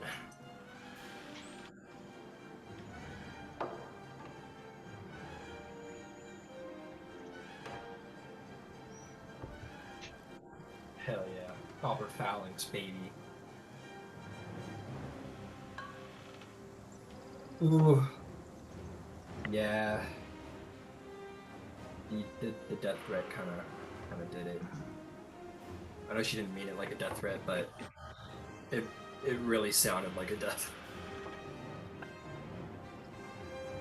It sounded like a death threat in your defense. It felt like a death threat. And people aren't very smart in this time either. No, they're not terribly smart. No. By our Especially- standards, at least. Yeah, and also, oh yeah, absolutely, dude. Like the handmaiden, right? She's like, she doesn't watch Game of Thrones. She doesn't get the politics, right? She doesn't know. She's like, handmaiden, man. My job is to like do laundry, dude. I don't do anything but laundry. That's it. Why would anyone want to hurt the princess of the now dead king? Yeah, and the princess herself probably doesn't even know. Like she's a princess. Like she doesn't. Politics aren't for the ladies. The ladies are there to smell good and look good and stuff. Apparently.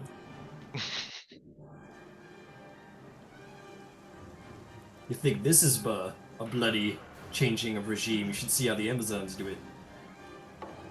Not kidding. I have no idea how they do it. Not yet, anyway. Yeah, nothing we're not going to find out in the future. Yeah, I'm sure they have a very peaceful handing off of power.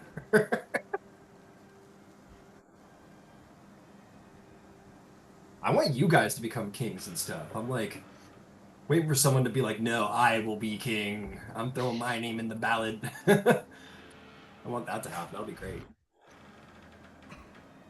What would even... I mean, it's not like I wasn't thinking that, but You could be king of Thebes if you wanted to. Just stab Lias in the back. He won't see it's it like, coming. when do we know that we can even take these courses of action, right? And Yeah. I can already hear the, oh, well, you won't be here to... Oh, well, do I've said the- it like a lot of times, right? Like, it's a lot more of a looser job to be king in ancient Greece than it was in pretty much every time, right? Like, so, and I've said it before, so I'll say it again. Like, if any of you guys wanted to, like, try and take over a place as its king and, like, be its king long term, like, you can still leave and go adventure with the party and leave someone behind to govern the place while you're gone. Which is what happened in the Iliad, right? People were gone for 10 years and their shit still ran while they were gone. So. Yeah. I mean, I also tried that in the other game and left it in charge with my mom and, you know. Yeah, Shit. that was rough, yeah, in fairness. But Who's really the ruler here? yeah, in fairness, the giants were specifically against the gods. Yeah. No. But like I say, like, I don't know, it'll work out. All I know is that like according to Greek myth, don't worry about it. It'll work out because they were like, oh, we'll be back in a year. Came back 10 years later, the shit still ran pretty much fine. Odysseus showed up and pretty much got his land back that he'd been gone from for 20 years in like 2 days. How does that even happen? I don't know. Greek mythology, baby. That's how. Because don't concern about details. There was a parliament in place, actually. Oh, he just murdered everybody. Actually, makes is what sense. I think Odysseus did. He like had a little son bonding moment. It was like, hey, son, sorry I've been gone for 20 years. I know you're probably pissed at me for that and have a lot of pent up feelings about that. Why don't we kill everybody together? To get Yeah. those feelings out. And he, sure, Dad. And then they did. They murdered everybody, and everything was great for Odysseus. Mm-hmm. Couldn't hear you, Candybus. And everybody clapped. And everybody clapped. And then we all woke up. Yeah. I just want to I want to encourage the big bold just do it kind of attitude in this game, because that seems to be what Greek mythology is. It's like, oh, just do the stupid thing and it'll work out. Hercules did all kinds of dumb shit and it always worked out for him for the most part. Yeah, I'm looking up I'm sorry, I'm just looking up my stuff for like favor, boon, and like the mechanics I get from Athena. Yeah, absolutely. I'll give you some points with Athena. I'm gonna probably bump you up to 3 points with Athena. We're level 3 still, right? Yeah. Your milestone is Cracopia. Guys, Cracopia? Yeah, that's where you're going next. Okay, cool. That's where the Snake King is. How do you spell that? K-E-K. Oh fuck. K-E-K-R-O-P-I-A.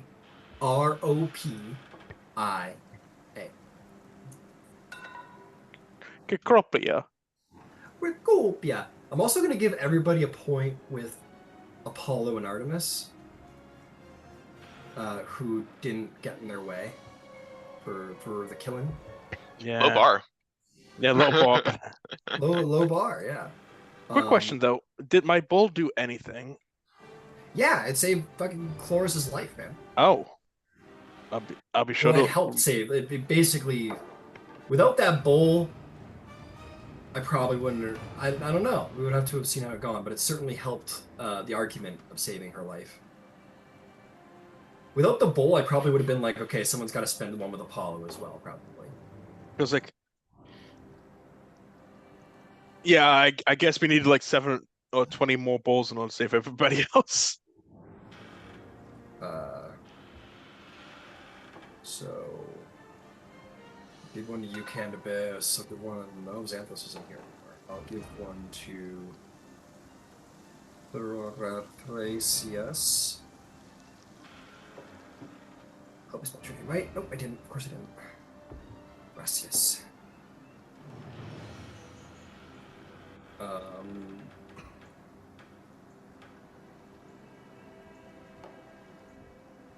It's about to go off. I'm excited for this.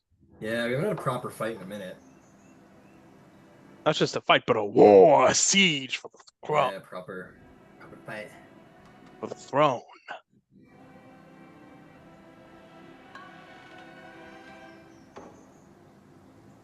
And this is my domain, the war domain. Yeah. Or domain. Strategy is more your. I would say strategy is probably more Thrasius's domain. Yeah. Because it's like standing in the back, forming armies, pointing them. You know, this is more Romulus's domain. This is Ares right now. This is like frontline, fuck you up kind of warfare. That is Ares. I do not have a domain. I am merely what I am. War. Comet.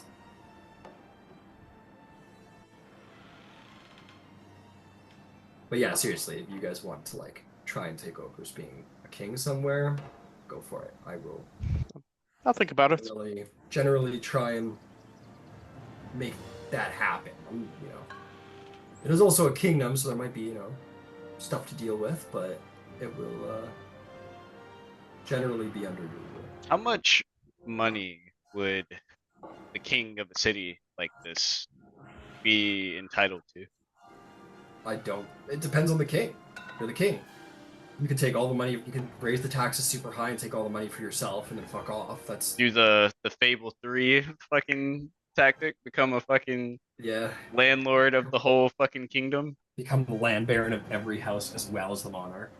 Yeah, yeah. Raise the rent up. That would go well with the populace. What are they gonna do? Find me? Probably not, actually. Don't they kind of have to find you to give you the money? Yeah. Oh yeah, I guess it would go in like the coffers of the city or some shit. Yeah, but you fucking own the coffers to the city because you're the king. This is Oh not yeah, I could just a write flawed letters of system. credit. Yeah. Like Letters of credit? This is fucking 1800 BC. Negative 1800 BC. It's just a note that says, "Give me what I want because I always- am the king." There's Yeah. always been checks and balances. I'm fairly certain. Probably, yeah. Now, checks and credit like in the Eberron game, I don't. Yeah. No, that's fair. I remember going to some of the palace like ruins, and they were like, oh yeah, there's like in this room we found slates of like accounts and stuff like that. So no, you're That's totally- cool. Yeah, no, you're totally right. They definitely want to track accounts and stuff like that. Yeah, I don't know how. I still don't understand how you use one of those calculators with the little. An abacus. Oh, balls that the you yeah, the abacus. Fuck if I know, man. I do not get it. I mean, I I'm sure guess there's if a you, way. I don't know how many they have, but I guess if you split it in half and you don't know numbers that well, you could be like, oh, okay, if I subtract 3 from this amount, I'll have 4 left. I don't know. Fuck guys. You're hawk as fuck, dude. You're hawk as fuck, dude. I do love that I got a chance to intimidate them. Yeah, man, scared the fuck out of him. It was I was like, I mean, fair enough. I mean, if there was ever anybody in the world, any hardened soldier in the world scared of divine retribution, it would be these dudes. And a Minotaur talking. I mean, Oh, a minotaur and like a priest of Athena on top of that, like ooh. Maybe and it's like I'm just not. gonna shut the fuck up and sit back. Yeah. You know. Min- We already Yeah. got. It was- I'm glad I wore my brown pants today. my brown I- tunic. A I would Minotaur. have said that, you know, you should have, because I know we can give each other inspiration like once around, but I think you already have it, which is why I didn't suggest it, because it was a really good moment, I thought. Yeah, a Minotaur, Cleric of Athena. You Yeah, just you saw had it. Divine Retribution today. 2 other demigods in the room. That's Yeah, probably you- reasons to like, yeah, probably back off. You had it, fella. This was yours. Thank you. I thank you for that very much. That Sariah, sorry if I had stepped on your toes a bit back there. No, it's all good. Thank you. All right. Before we get to this most epic conflict, I want to see what anybody else is doing. I think the easiest is going to be for you, Thyia. You're sitting under your tree. You're peeved at the fucking whole situation. I will say this, like being peeved is not the normal state of being, and at some point maybe she would start to look at the plants. Like, are there new plants around? Like, is it all like normal brush? Like, I think because she's watching the road, she continued to watch road, but like she could look at the flowers too. I wonder if this grass will get me high. Probably pretty much. So I And will. contemplate something for Persephone that is very important. So I think this is a good note. You will. So Thyia, you're like, yeah, the peeved kind of wears off after a little bit. Your blood was hot, but after a little time, it wears off, and you're like, plants. And you start looking around at plants, and you know, you start to hear off in the distance, like, you know, and they're like people like screaming. You can tell conflict's going on, and you're looking at these, and you're like looking at your plants and like collecting flowers, and you've got that thing where it's like, no, fuck those guys, like whatever, and you're like, look at your plants, but keep looking over because you can hear that like things are at a fever pitch, and you can stick with your plants. Oh, for fuck's sake. No, she will double time it back. But you know something? If they would have just listened to her in the first place, we would be out of there by now. It is fine. Okay. You resume your peevedness, and you're like, fuckers, fine, I'll help. And you start running back, so we'll see perhaps Thyia at some point in the conflict. But Candybus, you, my friend, when everything's kicking off, are at the stables. You know what? Has a funny note. Maybe just like not a high DC at all. Maybe just a flat intelligence check just to see if you know how to like saddle a horse or any of that kind of thing. One of those servants. Oh my god. Am I gonna get jobs. kicked? Or animal handling, actually. It's a good point. Make an animal handling check. Okay, yeah. okay. That's a little bit Look, better. Boot this guy. Low DC. No fucking way. What? 5. I did set the DC at 5. Okay, so Okay, yeah. you are good. I just wanted to see if there was any catastrophic anything. I will say there's some close calls though, where the horse like, as you're behind it, and you see it kind of like beginning to do that thing where it's like back hooves are like jumping like it wants to kick, and you're like, okay, I'm gonna get up behind it. Oh no. And you're like, no, I'm like one with you. You like touch your face to its head, and it's like, stop. But you We are the same. yeah. We're the same. And the horse is Get out of like, my face. Fuck. like every Disney horse is just like a little pissed off.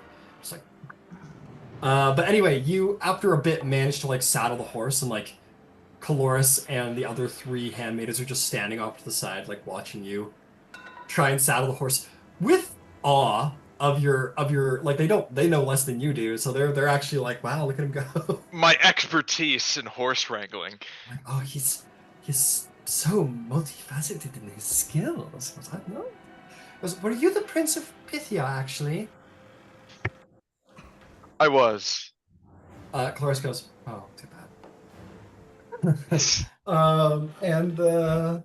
Yeah, you keep saddling, and you eventually finish saddling the horse with the carriage or whatever. And at this point, you're like, your chariot awaits or whatever. And then you hear the troops marching up. You kind of poke your head out and see your guys jumping out of the window, about to join Laius, and you know which direction this is all going in. What do you do? I think. Is there enough horses for all of us?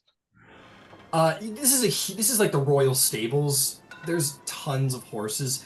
Your guys could probably get on a horse. Maybe Laius, if he takes over, will be like, have horses, because I mean, there's fucking 14. Everyone gets a pony when I'm king. Yeah, pony for all my best friends.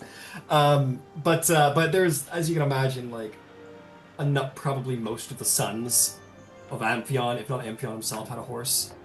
There's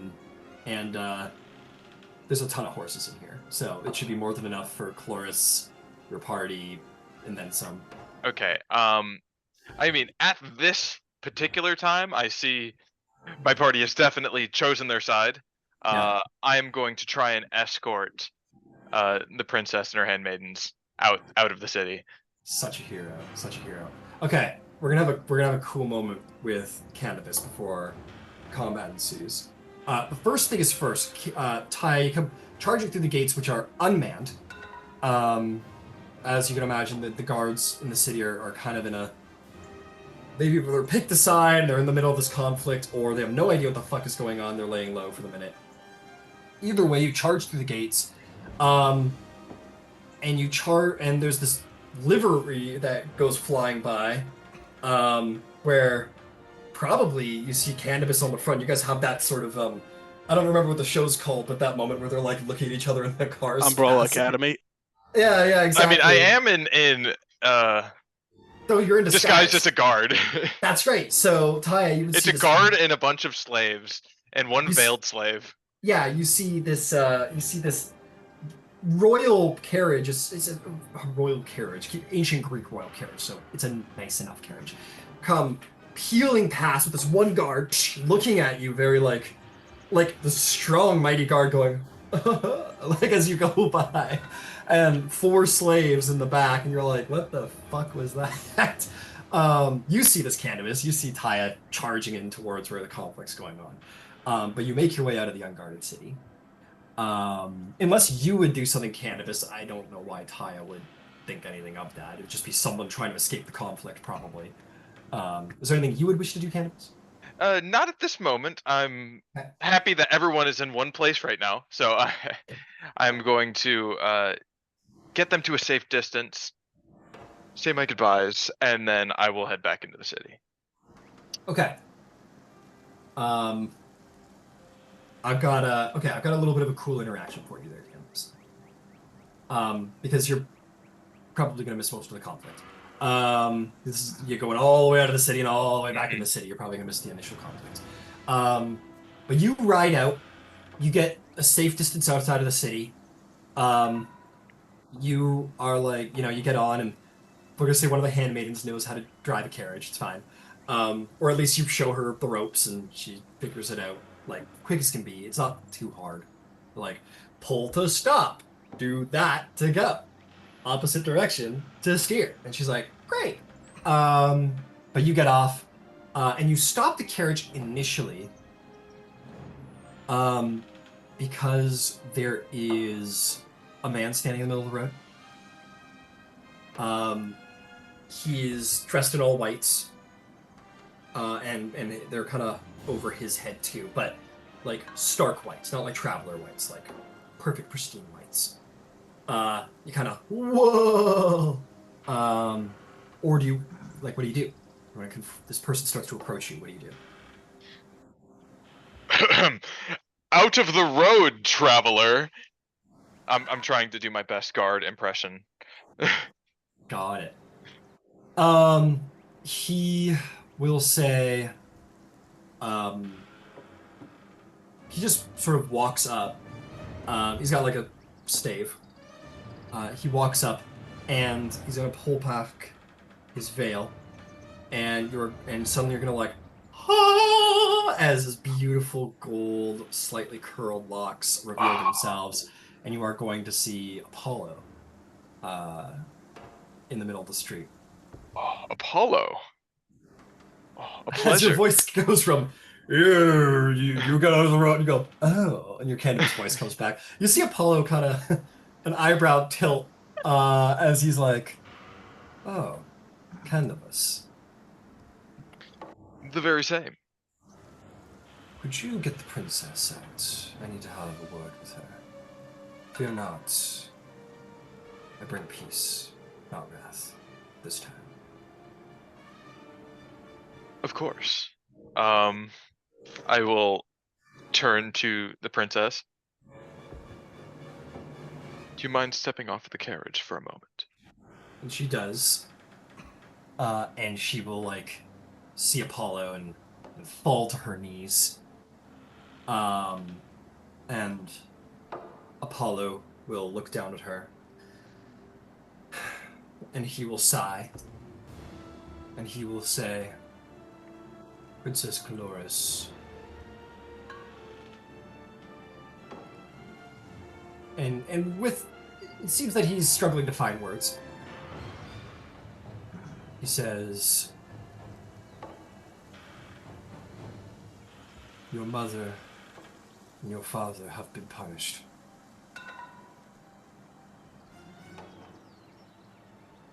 I regret it had to come to this. I truly do. But it did. Know that whatever wrath needed be met out upon your bloodline by me and my sister is at an end. Go. As you have been wisely instructed by Candybus, go to Pylos. And know that I will ensure your safe passage. Or still, your mother. She goes, what of my mother? It was I who turned her pistol. And I did it in a mercy. Your mother's grief was too deep. She would have never recovered. this is better. And I will ensure that what remains of her, is transferred to the top of Mount Syphilis, which was named for your eldest brother. There, she will dwell and look off over Greece and have some semblance of peace in her eternal sorrow. It is what little I can give to you, Princess Dolores. But go there, and know that your son, whoever he shall be, will have my guidance. She goes, why? I'm sorry, Great Apollo. I should not be so bold to ask. And he says, like I said, I regret that things needed to be as they were. The world will know what happens when the gods are defied, but you may know that it is not what I wished. Go safely to Pylos. Any who would assail you will be gone from your path.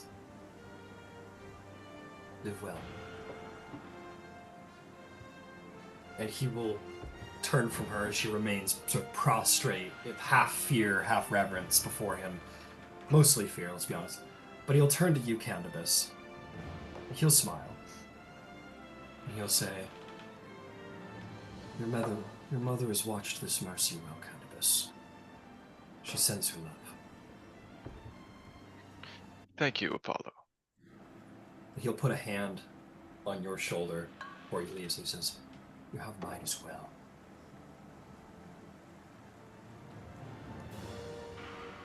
I don't take that lightly.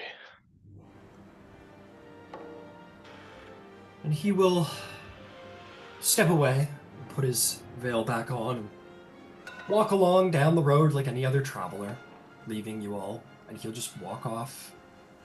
I'm sure the carriage will overtake him at some point, and you perhaps might return back into the city before it is all said and done, but he just simply walks away like any other mortal might. And Cloris stands, seeming a little relieved to know that she doesn't carry the wrath of Artemis Apollo for all of the rest of her entire life, it seems.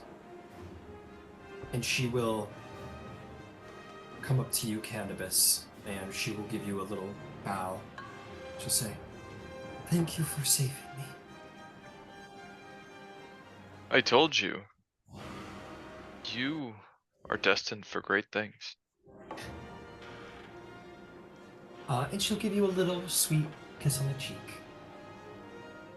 And she'll say, Goodbye, Candybus.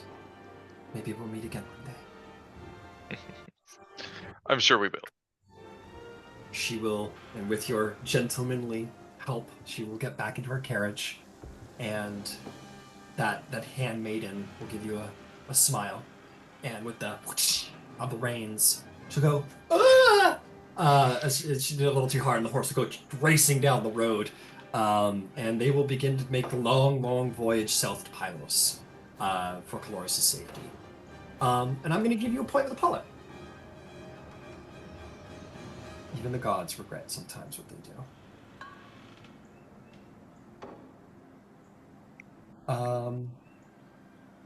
Hey, Candybus, you're at 2 points with Apollo. Good job. Meanwhile, back to the cool shit. Back to the rad, awesome shit. All right, let's do this.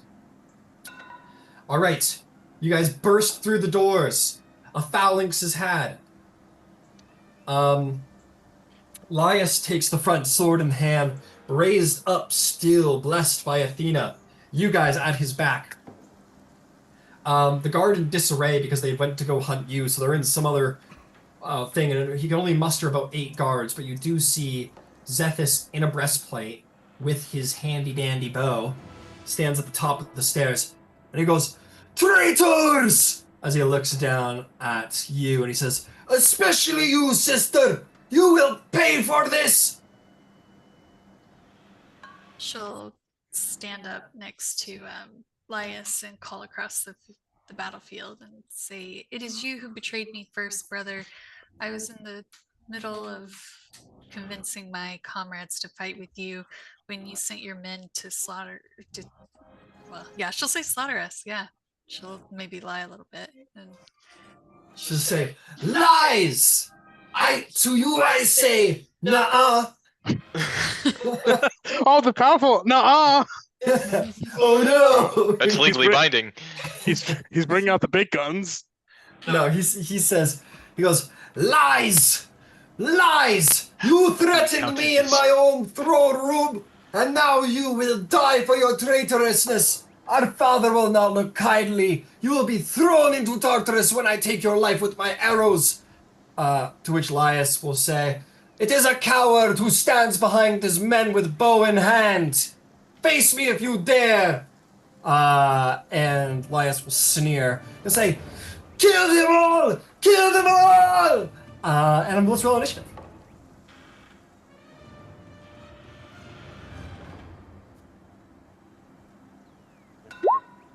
What the fuck?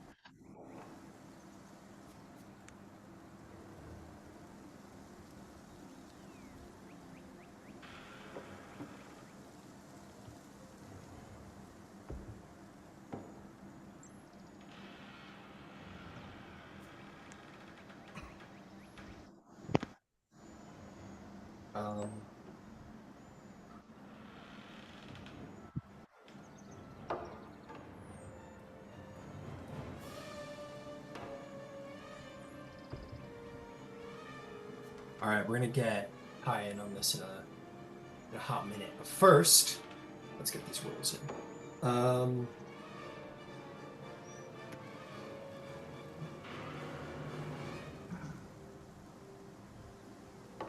That's minus.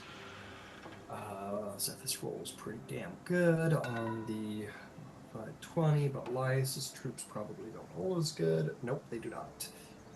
On a 12. Okay, who rolled a 20 plus?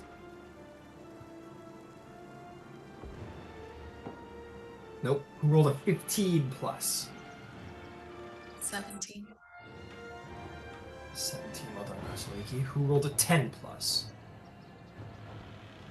What'd you get, Thrasius? No. No? Well, you didn't roll a number? No, I rolled, but it was below 10. Well, what'd you get? Just tell me what you got. 6. 6. What'd you get, Romulus? 7. All right. And so we begin. Zethus in his rage says, kill them all! To which these guys are going to stupidly charge the front of the phalanx.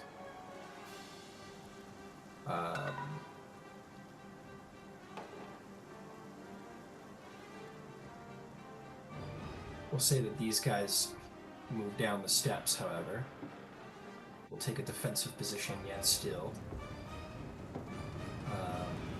He will stand at the top of the sphere. The creatures provoke.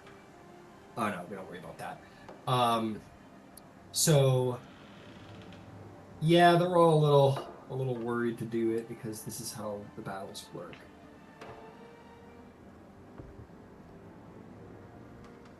You know what? Yeah. He said kill them all. He had them on to go in. Okay, so these guys are going to all charge in. The first thing they're going to do is, like, throw their spears to try and get Laius and you guys. So I'm just going to send one of each of you. However, I'm going to say the phalanx is going to impose 3/4 cover for you guys. So everyone will have a +5 to their AC for these coming attacks. So, first and foremost is Laius. This one rolled pretty good. It's a 21, which is exactly his AC, so he's going to get clipped by the spear. For a whopping 5 damage. He's fine. That would kill a normal politician. That would kill a normal politician, but he seems, in this moment, to have some constitution about him. He is not just a politician. So that would have been a 21 to hit? Yeah. I'm going to use Perfect Parry to add 2 to his AC. Okay, so in that moment, Thrasius adds his shield to the phalanx, and the spear will whoosh, hit in a Thrasius spear as you send it in front of Laius and protect him. And Lias looks over at Thrasius like he just decided that you're just his best friend now. You gave him a cool sword and you saved him from a spear throw. He's like, shit, we're so tight now, man. I don't know if that stays with that's just for the one attack, but I'm not sure. It doesn't say. Double check the reading, but it doesn't matter because the next ones are going to the rest of you guys. So Romulus, this is for you. You have a +5 to your AC. How does a 21 do? That hits. All right. Similarly, you're gonna get you're gonna get 9 points of piercing damage as one of the spears does clip you across the shoulder. This one is for you, Thrasius. That one guy who hit me with the spear. Yeah. I would like to. Oh, is this a one-time use deal? Maybe. All right. Yeah, no, I won't use it now. Okay. Next attack, coming for you, Thrasius, you're +5 because of all the shields. That's Okay. going to be, that's probably going to miss with a 16. Misses. Vasaliki, you have a +5 to your AC, but he rolled a 23 to hit. Oh, mine's 22 right now. Oh, damn, dude. 22, that's crazy. That's going to be 4 points of piercing damage. Largely, the spears bounce off the front shields, just kind of clip you guys where they do. They were all supposed to miss, but I rolled them exceedingly high. It was supposed to be like a really cool phalanx defense, but whatever. Then these guys charge in which it's going to activate the phalanx guys' special feature called Hold the Line, in which they will proc opportunity attack with all of them, because yeah, that's how it is, and they got to deal with that. I don't remember. Yeah, 9, sure. Okay. I'm just gonna do it this way. 1, 2, 3, 4, 5, 6. Okay. So oh my god. So a +5 to hit. They need to hit the 18, which means they need to roll a 13 or higher to hit. So that's gonna be 3 attacks will hit. It's gonna be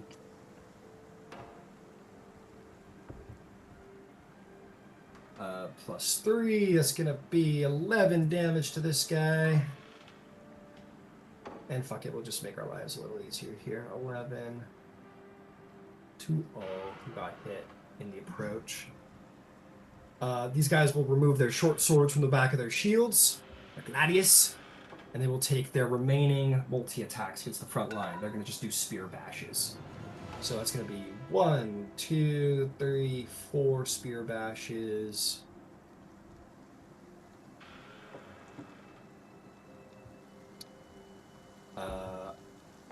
Only 2 hit.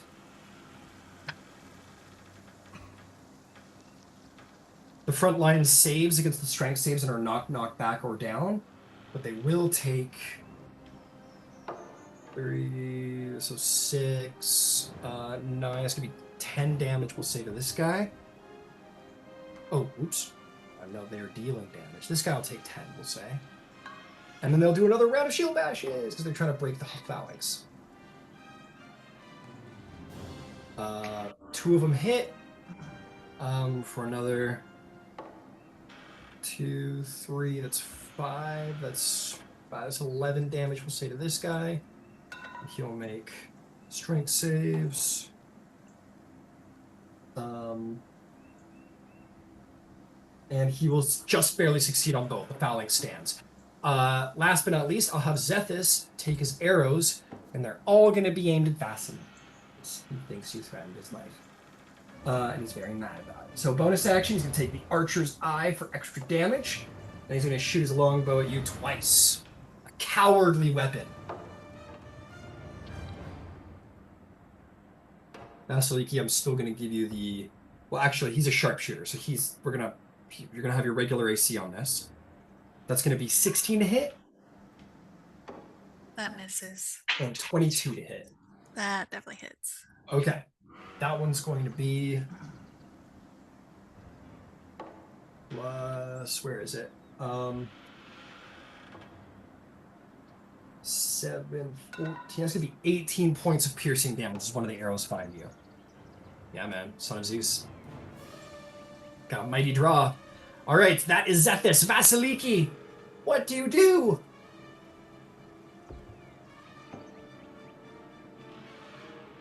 Hey Ryan, Vasaliki, you're muted. Did we have a rest Since when? since the kids got killed? There might don't- have been a day between that and the king killing himself. No, that was the same day. This is Same all- day? Oh, it's all the Yeah, same day? Okay. Yeah, Amphion died this morning, and now this whole coup situation is happening like in the afternoon. I don't remember anybody declaring a rest, and now that we're like in the middle of the combat, like I think we're gonna say that we missed a rest. If it was before the combat, I'd allow it, but like mid-combat, I don't. It's a little much. We were doing a lot of running around. Yeah. Okay. Vasiliki, what would you like to do? Considering I'm already very bloodied, I think I'm probably only going to get one hit off this combat, so I'm gonna take a longbow shot at. Well, can I even get through this phalanx or no?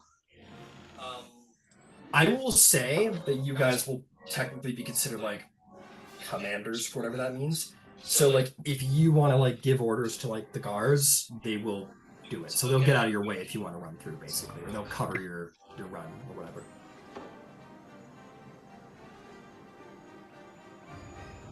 Yeah, but I can't take another hit, so You got a healer now in the party. You got Thrasius. He'll take care of you, right? If you fall Maybe. down, I'll pull you back up. Yeah. You could do a super heroic, like run up the back of one of the phalanx guys and like jump through the air and do some cool shit. I don't know. Pull a fucking Leonidas end of 300 movie. Yeah, where that guy jumps off the back of Leonidas and fucking. Oh yeah, that was dope. yeah, sure. I'll try to jump over if I can. All right, this guy's you're gonna run here. They have all used their spears to throw at you guys, so they weren't gonna be able to use their hold the line feature. So you're just gonna fucking send it over top of them. Make me an athletics check, Vasiliki.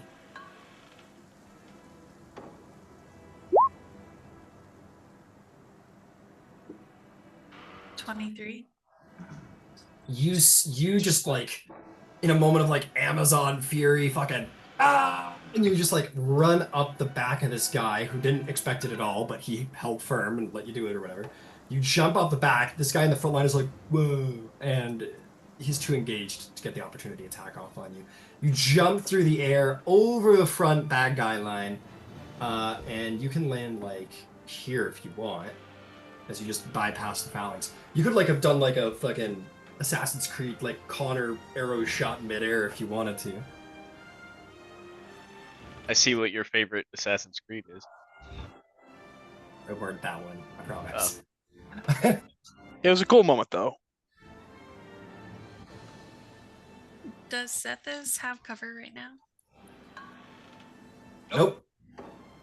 Okay. I'll bonus action True Hunter's Mark, which is the feature given by Artemis. All right. That'll give me advantage on it. So I will take an attack with my bow. All right. True Hunter's Mark. Whatever that means. Whatever I gave you. So you're a champion of Artemis and son of or daughter of Zeus. She has 2 favor with Artemis, which gives her access to the Artemis boons. As a reminder, you can like go look down in the mechanics folder in the handouts, and it will tell you like Oh, I thought you needed 3. I did No, not know that at you all. need 2 favor with a god to receive their boon. Oh, I thought it was Oh. 3. Or maybe it's 3. Maybe I'm wrong. I haven't looked at it in a while. Because I have 3 with Artemis. Okay. Because it like makes you a champion and all this, but then you changed it where the champion Yeah. isn't. Oh, right. Whatever. So you gain the god's divine boon when you have 3 favor with them, but you can only be like the divine titled champion of one god.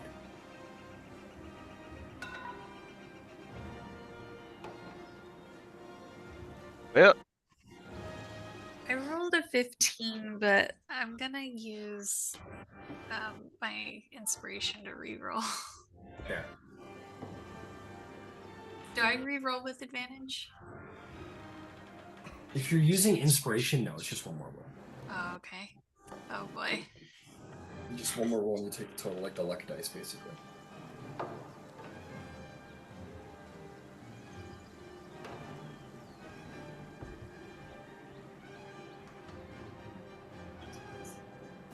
Oh, you're frozen. What'd you Oh, say? that's.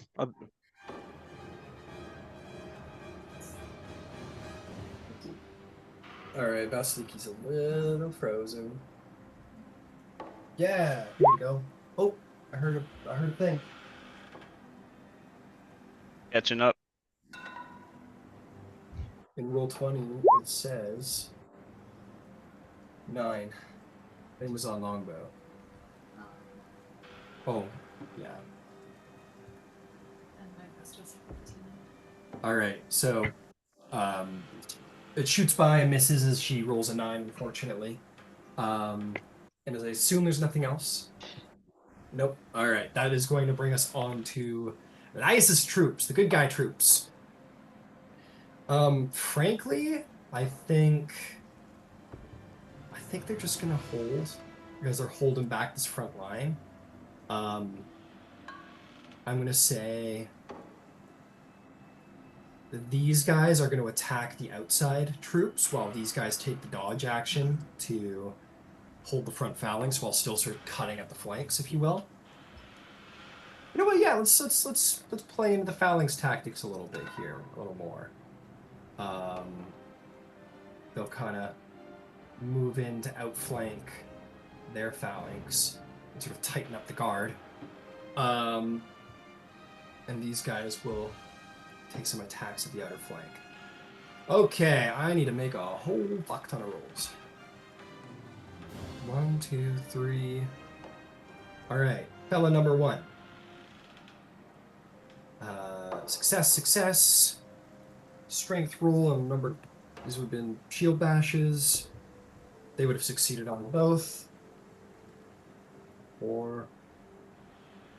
Cocked. 1, 3, 6. That's going to be 11 points of damage to this outlier. Same thing is going to happen over here.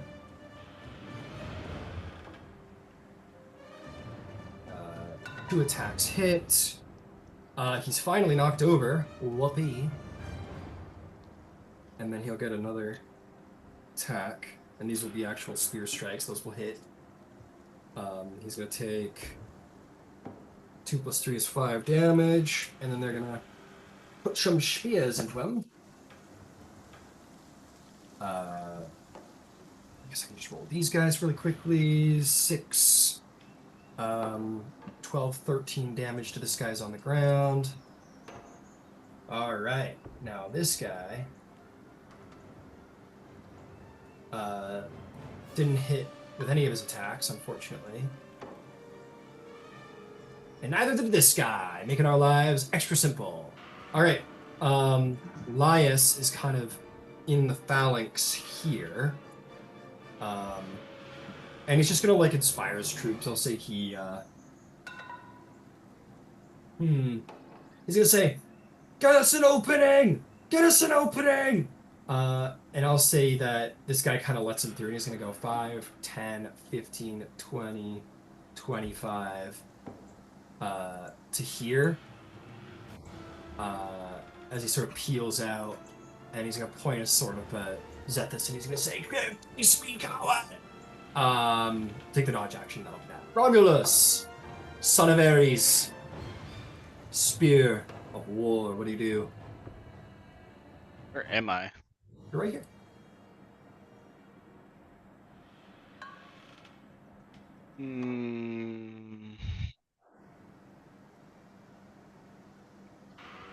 Who seems to be winning this engagement at the current moment? Oh, yeah, you're gonna think of stabbing him in the back, is that it? Kingslayer. Think about Kingsland.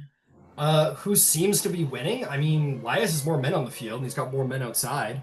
That could change. You know that the reason why they're so disorganized is because they keep looking after you. Troops could arrive at any moment. It's kind of anybody's game. Neither king on the chessboard is taking damage. Okay. Very good.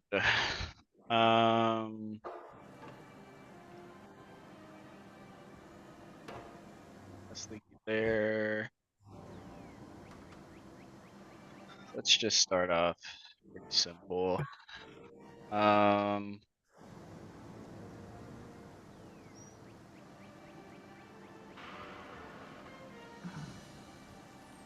Yeah, can I? I'll say that you can make your way through the phalanx line if you want. They'll like break off and let you through. Okay. Yeah, how hard would it be to go around? Around? What do you mean around? I see space behind that pillar. Like this guy can let you through if you want. Okay. You can squeeze through back here. It'll cost you double movement. So you can probably like get here for like 5, 10, we'll call it 15 feet to get to here. Okay. Yeah, is it possible I could try to like kind of sneak around the back and around the side of the formation?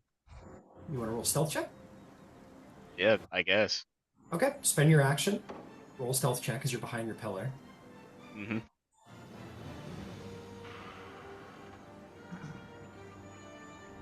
It's a 5. You are not built for stealth in this moment, unfortunately. So you squeeze through at 15 feet. You kind of pull yourself out. Your shield kind of got in the way, and you weren't able to like really like fade into the shadows. You're too glorious. You shine too bright. Got it. Yeah, I'll kind of try to hug the wall for like some cover or something.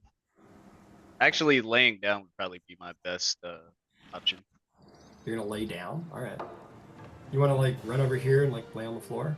If I can, yeah. All right. I'll be honest. You get some judgmental looks from like the soldiers. Like these guys are holding the line. You like run, hide the pill, like slink down, go onto the floor, and they're like kind of shocked to see you doing this. All will make sense in time. All right. That'll bring us to Thrasius. Okay. Thrasius, what do you want to do? Okay, how far away is the guy from me? Xanthus. How far is he from you? None too far. It's gonna be 60 feet. 60 feet exactly? Yep. Okay, excellent, perfect. I let a guttural roar out and say, "Distance shall not save you, Xanthus." And I will let off a second level guiding bolt at him. Hell yeah.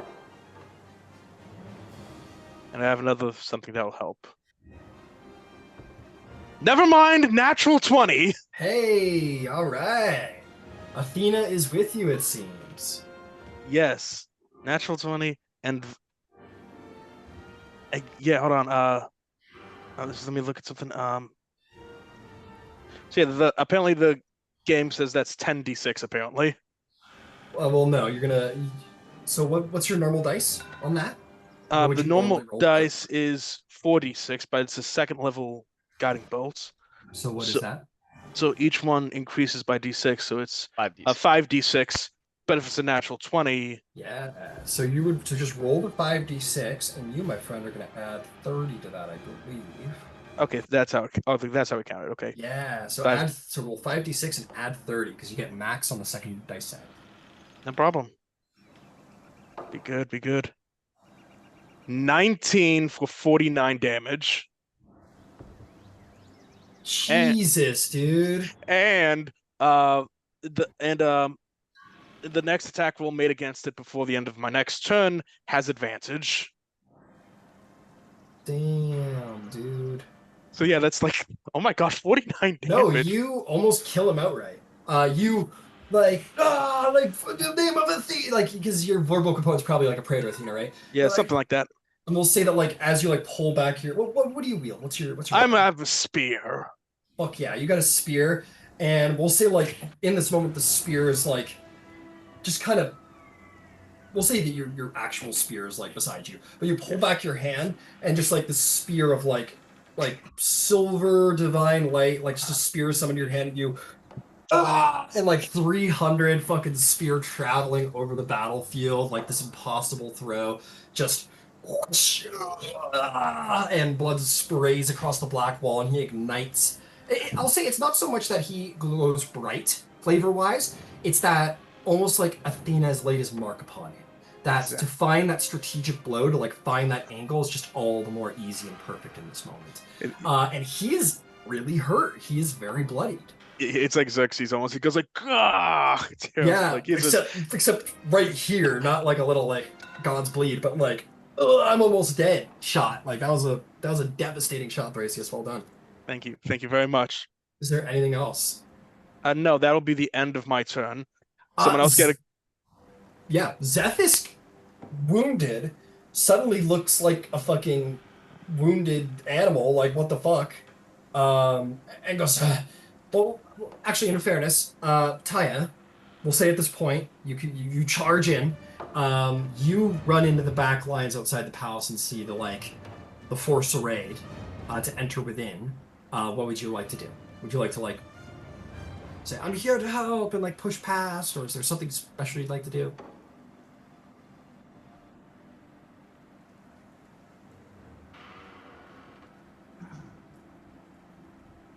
You're muted. Mute. No, I mean, I can't really see what's going on from here, so You just hear sounds of battle going on inside. You just kind of sit it out.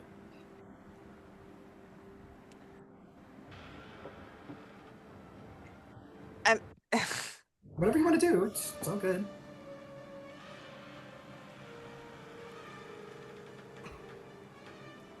She's probably not Dexy enough. They'll let you through. Like if you can say like. I mean, yeah. If they'll let her through, she'll walk through. Okay, cool. You head over. Give me like a little persuasion check just to see if they low DC, just to be like, no, like I'm back up. I'm here to help. 12. Yeah, 12's fine. And as you like walk through, they like rattle their shields and make a way, and sort of behind you, Thrasius or whoever would be in that, probably just Thrasius because everybody else is in front of the phalanx now. You'd hear like all the shields rattling outside. The sea of soldiers parts, and Thyia joins the battle. Thyia, go ahead and roll initiative.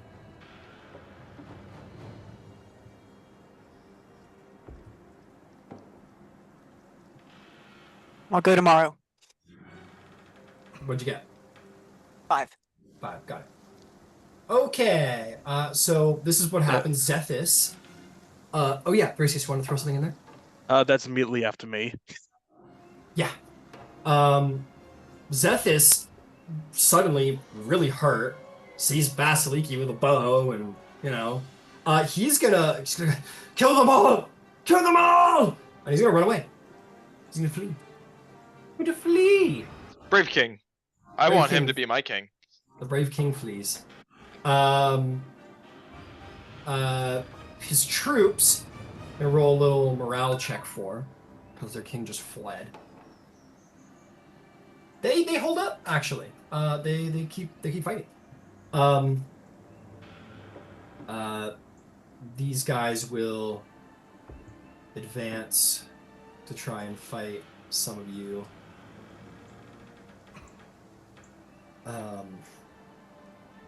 I will say that they just kind of like, they lose all strategic knowledge power though. They just kind of like these guys hold up the phalanx because that's very basic. They know how to do that.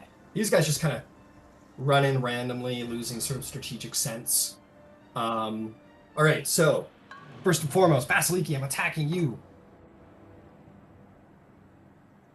Starting with a shield bash, that's going to be a natural 1. He misses. With another shield bash, he misses with a 10. But he does come in with the spear for 21 to hit. That hits, but I'll use Spiny Shield to help. All right. It just reduces damage. Nice. He will roll 8 damage on you. Oh boy. I negate 3. So 5 damage. Are you alive? No. No. No. Back. So a very stalwart defense is had. This guy runs in, and he like swings his shield at you, and you dexterously like dodge under it. The other shield bash comes in, sort of elbow first, and you sort of jump back. But as you're like landing on your feet, the spear blow comes right into your belly. Your shield kind of clips it aside, its whole brush gashes the side, but you find yourself losing consciousness, and you fall to the ground. No. That's this guy. This guy's going to attack Laius. First attack misses. Second attack hits. Third attack hits. Laius fails the strength saving throw. No, he succeeds, excuse me.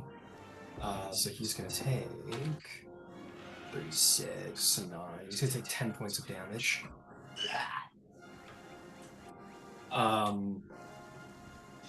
These guards here.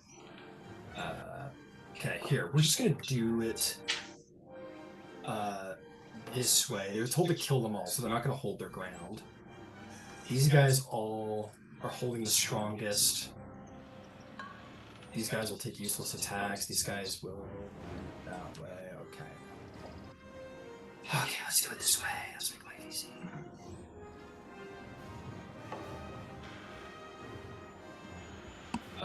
This guy misses all his attacks. Ooh, that guy scores an @20. And hits with his other attack. It's going to be 4, 8. It's going to be 11 damage to this guy.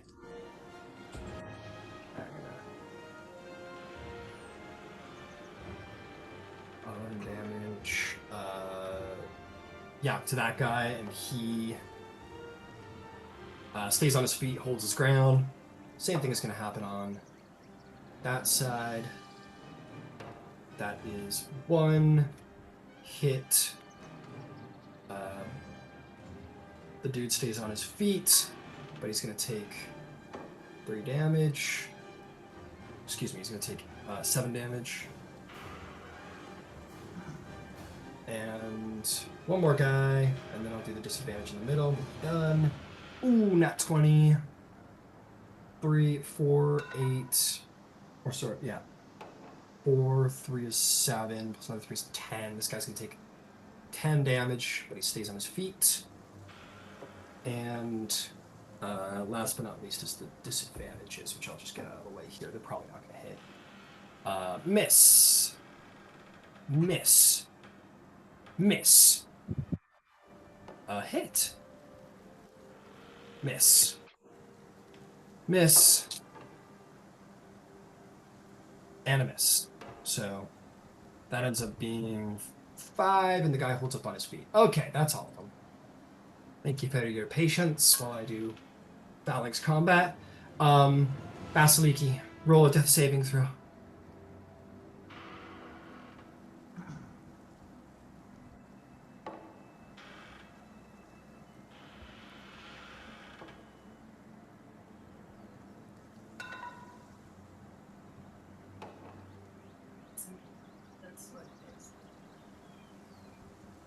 Got it. Okay. As for Laius's troops, I'll tell you what.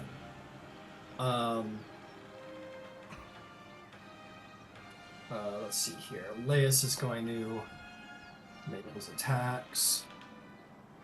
1 miss, 1 hit. Any other attack?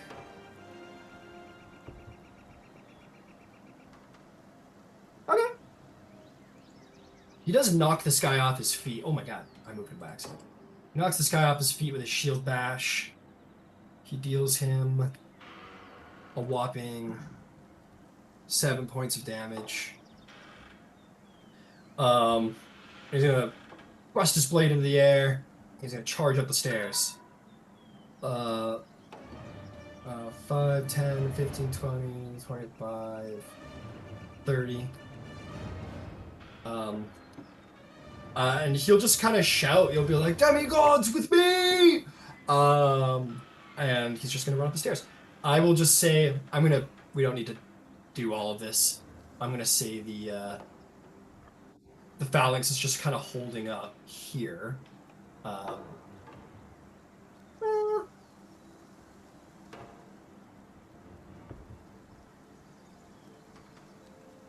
Yeah, let's cough it up to some standardized damage to make this go a little faster. Oh, man. 6, 12. Yeah, I'm not gonna do it. Yeah, I'm just gonna... It's a lot of guys. I'm not gonna go through them all and make our lives a little easier here. Because I'll be honest, they have a lot of hit points. But I'll say that, like, you know, clearly the red guys are overwhelmed. Their strategy is failing. And this phalanx just kind of working hard to clean up the sort of disorganized mess that is these guys. These guys on the side will kind of advance forward. Why not? Yeah, and we'll just say that they're doing good spear work. Romulus, what do you want to do? I'll get up and I'll follow Laius. Cool. And if it doesn't get me all the way beside him, I'll do an action dash. All right. Dash will get you right up behind him. Very good. Thrasius? I'm going to use a commanding power or whatever to get by the guards and say, "I must follow the king," and I follow Thrasius up there. Got it. Tell you what, do you have a horn bash or anything like that? You have some kind of like cool minotaur? Oh, absolutely. Hold on. Kind of thing going on. I do. I got it somewhere here. Yeah. Hang on. Let me bring it up. Yeah, I got it. Hold on.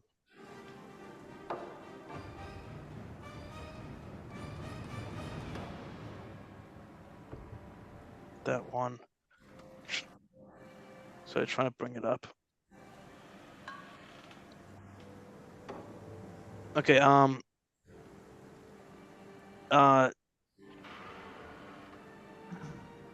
so sorry, I'm trying to find it. Like, but I know I got one. I have Should be like at the bottom of your features, I think, or maybe an action attack that you've got. I'll come look with you. Yeah, I'm looking. I almost got it. God damn. Okay, now I got it. You got hammering horns. Immediately after you hit the goring rush, after you take a dash action on your turn and move,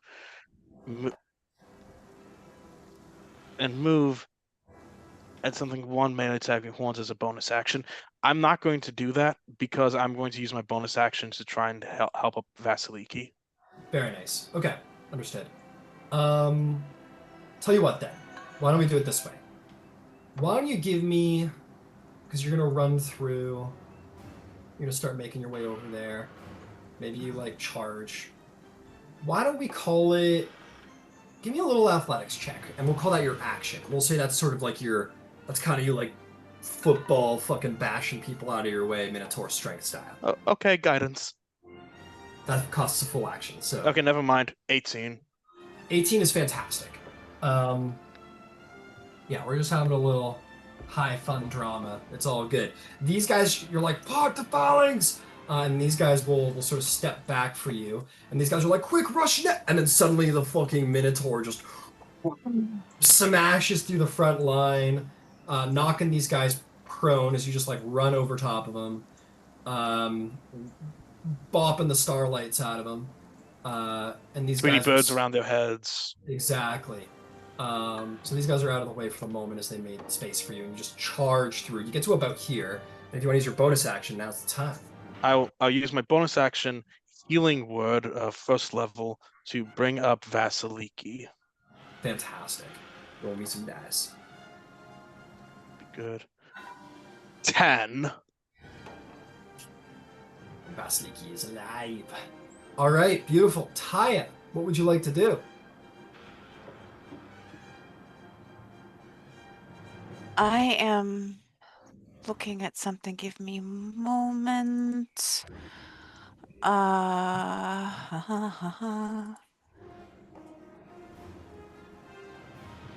wanted to see if I had ability to like jump, but I do not think that I do. I think barbarians do get one like eventually. It's called like primal pounce or something like that. You Yeah, can I move half of just- your movement when you rage as part of that action. Yeah, it's a later thing you get, maybe. Yeah, all right. So it just is. It might not be that I do not have it yet. Can I just say that I like so much that Carmen stays in character her entire turn. She has her whole accent. Off table, on table, Yeah, it I doesn't like matter. it. All right. Well, bonus action rage, and I'm just going to follow my friend. If I need to jump over there, I can. But yeah, I'm just going to follow. So, And I mean, I think that is kind of all I can do. we're doing a bit of a Oh rage. shit! I won't rage yet. I won't rage yet because I'm not actually. Is there anyone I could possibly hit before losing rage? Yeah, absolutely. If Yeah. you wanted to. You have how much speed you got? 30? 30? Okay. No, still You 30. can run up here next to Vasaliki as she's a little vulnerable on the ground and take out this guy who's like bearing down on her with a spear. If you wanted. Oh yeah. Okay, so that's that. Then yes, I will bonus action rage. I'll take my thing and make the Xena yell. And then It's I- got to be such a cinematic moment. Vasiliki, you're like, you got a little, your divine blood got a little hyped up. You got arrowed by your own brother. You're laying there, and this one guard, he's gonna come spear you, and you see your life flashing before your eyes. Thyia, who you thought was like, go on your team, suddenly just bam, shows up in the at the right perfect moment, saves the day. Go ahead, Tom. and that is a 23 to hit. Oh yeah, you're gonna get him. And that so that is 6, but I'm also going to do the radiant thing because I am bad bitch. So yeah, the divine fury, I can add 1d6 plus 1 to that mess. So it is what I am going to do now. Which adds 3 to it. So 6 plus 3 is 9. All right. For a total of? For a total of 6 pinecone damage and 3 radiant damage. Great. Oh, so 9 damage. Okay, that was the whole thing. All right, beautiful. You run in and just bash this guy. Oh yeah. You charge in there, just like fucking crack him in the skull. And Vasiliki, your good buddy saved you. So thematic. So here's what I'm gonna say again. I'm just gonna expedite. We're probably gonna go to a little bit of a cinematic moment if that works for everybody in a second here. Because this is a lot of guys. You don't want to sit and watch me like roll 100 dice. No. So I'm just gonna simply say this is kind. Okay, I'm glad I predicted that well. I'm just gonna say at this point, finally the reinforcements arrive in the form of more bad guy hoplites come charging in through the door. We'll say 4 over here. And then there was that huge... Or actually, those were the troops that came to try and get you guys. So that would have been a whole bunch of them. Because 4 wasn't enough. We probably doubled their numbers. So we're going to say, like, a whole fuck ton of them come through the store. And they're like, make the demigods pay! Kill the usurper! And these guys are all, oh, fuck, we're getting fucked up! And... yeah, essentially we'll say, like, these guys... move to form like a bit of a start moving to form a bit of a phalanx here also, and then they're replaced by other guards outside. You're starting to get you're getting the picture. Hold, and then all of these fucking guys come on inside, take up, and The hoplites are battling. On the hoplites, you're like, go! Yeah, we'll say this guy. I'll play these two guys because they're active and pretty trained on you folks. So I'll play those guys out real quick. So you're up. This guy's attention's definitely been taken by Thyia. He'll attack you, Thyia. He's going to do a shield bash on you. That's going to be a 21 to hit. Make a strength saving throw. At advantage because you are one angry lady. And 4 damage.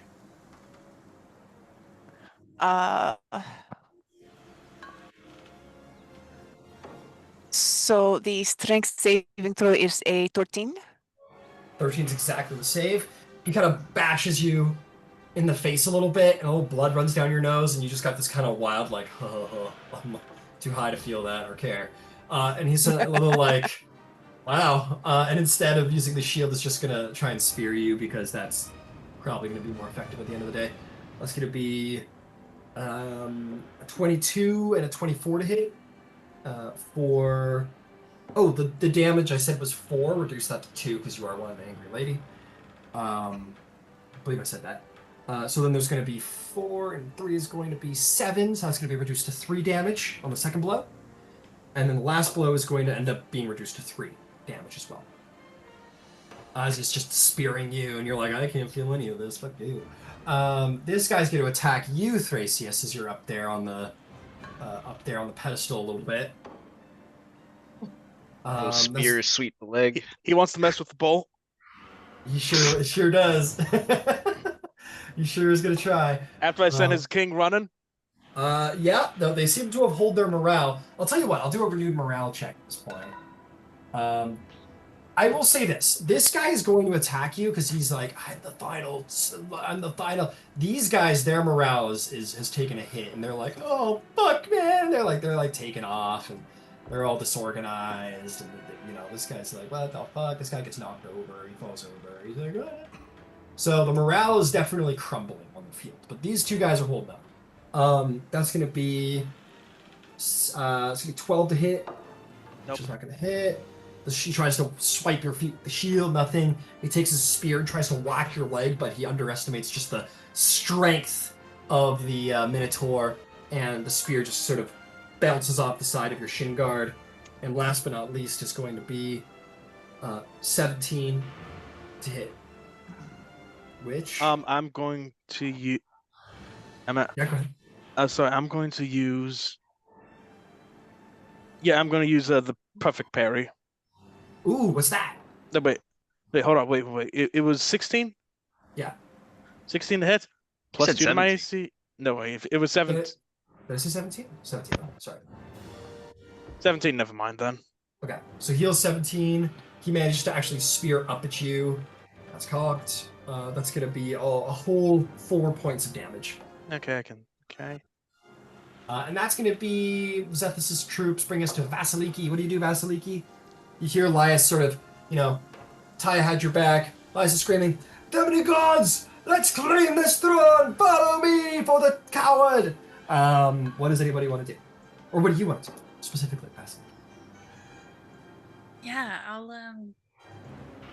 hear the rally cry and stand up, disengage, and run towards Laius. Okay, you're gonna get here 15 feet, no problem. Yeah, we already talked about Laius. They're being like super cool, whatever. Romulus, you're already at the top of the stairs. You and Laius, I'll say he like holds at the top of the stairs waiting for you guys to like rally to him. If you want to stay there with him. I'm just gonna try and bring it to a narrative. Unless there's anything you want to do from the top of the stairs. I think I want to tell him, like, Laius, we must get to the coward. If we let him escape, he will rally more troops. I do not know if my friends will be able to come with us. We can do it together. I want you to make... So, by the sounds of things, it sounds like you want, like...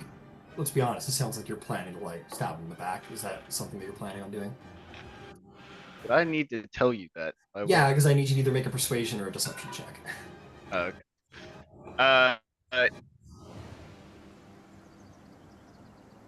Let's do deception. All right, make a deception check. Damn, child of Aries.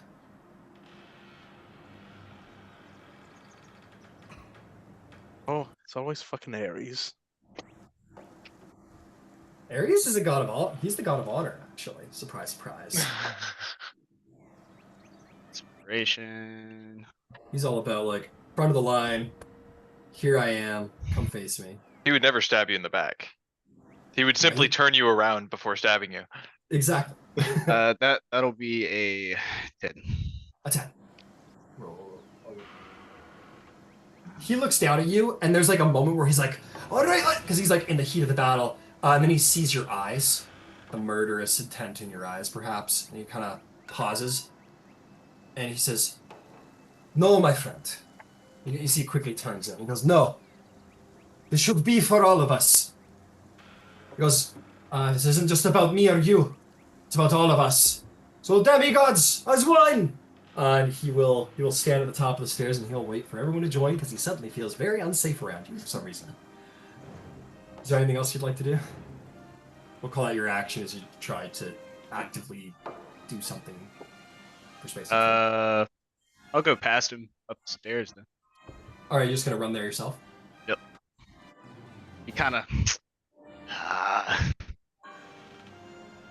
And you trade glances where like he knows that you're up to something, and you know he's up to something, or he knows. You know, you both understand each other in this moment, like what's going on here, and he looks at you with great mistrust. And he'll shout, and I said, wait for your allies. Keep going. Yeah, I keep going. And he will have made it loud enough that everybody hears what he's just putting on there. So you guys see Romulus kind of tear past Laius after the traitor. That will bring us to Thrasius. Will you be joining the Good King? I will, yes. All right, you're joining the Good King. We could just call that there, and say that you're like you have entered you've exited the video game combat zone, entered the narrative zone, so to speak, capture the flag style. Thyia, you wish to do the same, or do you want to keep fighting, or?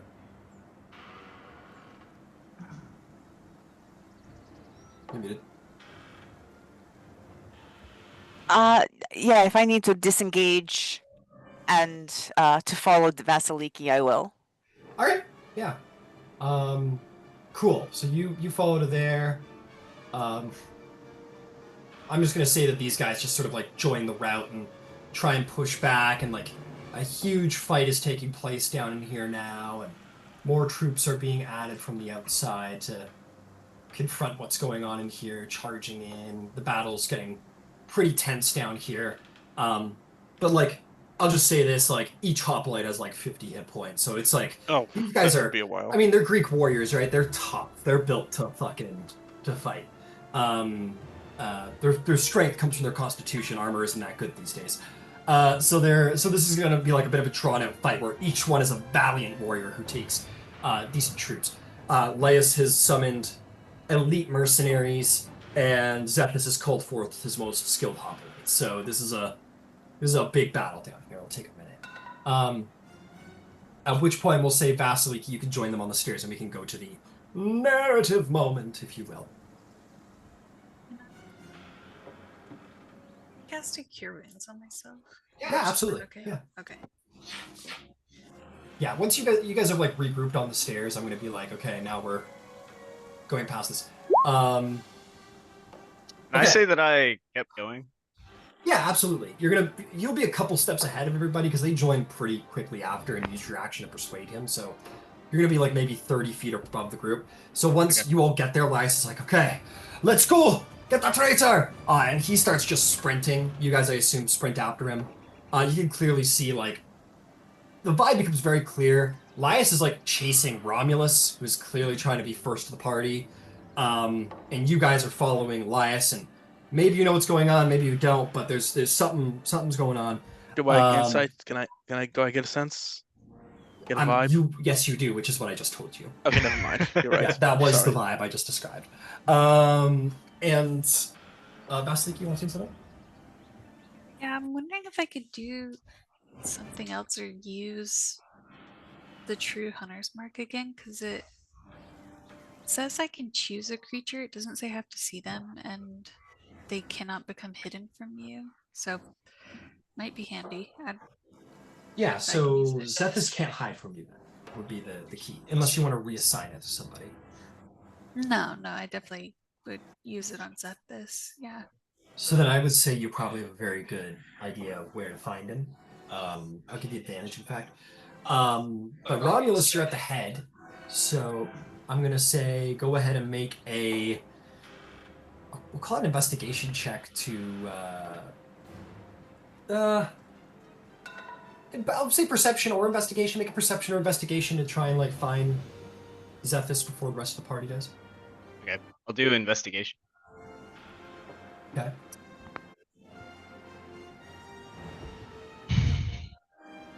That's an 8. It's an 8. You're hunting around. You're looking around, trying to find him. Vasaliki, or I imagine you guys let Vasaliki take the lead. Laya certainly does, as Vasaliki's a Amazonian huntress. Vasaliki, I'll say, do the same. Investigation or perception. I'll give you advantage because he can't hide from you.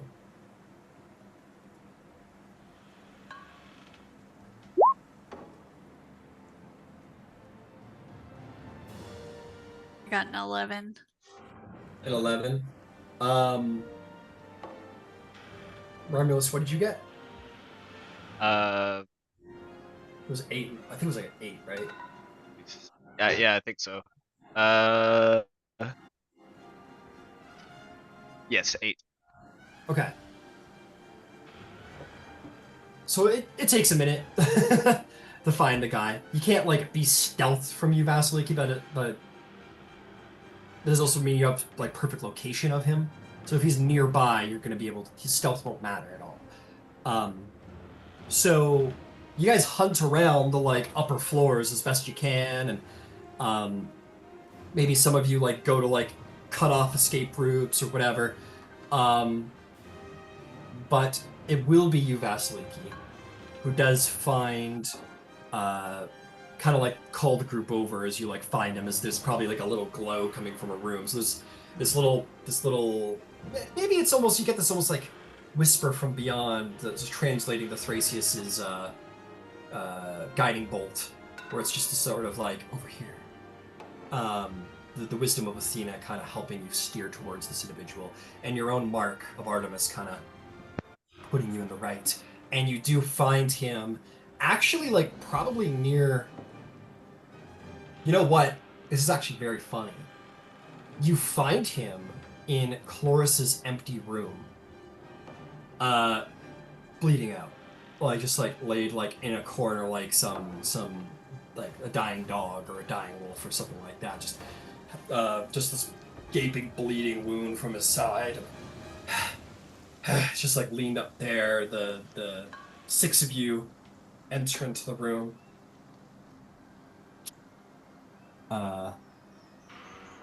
Elias seems very pleased with himself. Well, how the mighty have fallen. See what cowardice gets you. Zethus doesn't care about him. He's looking past him, like at you, Vasaliki, like hatefully. I did not know what I did to earn your betrayal.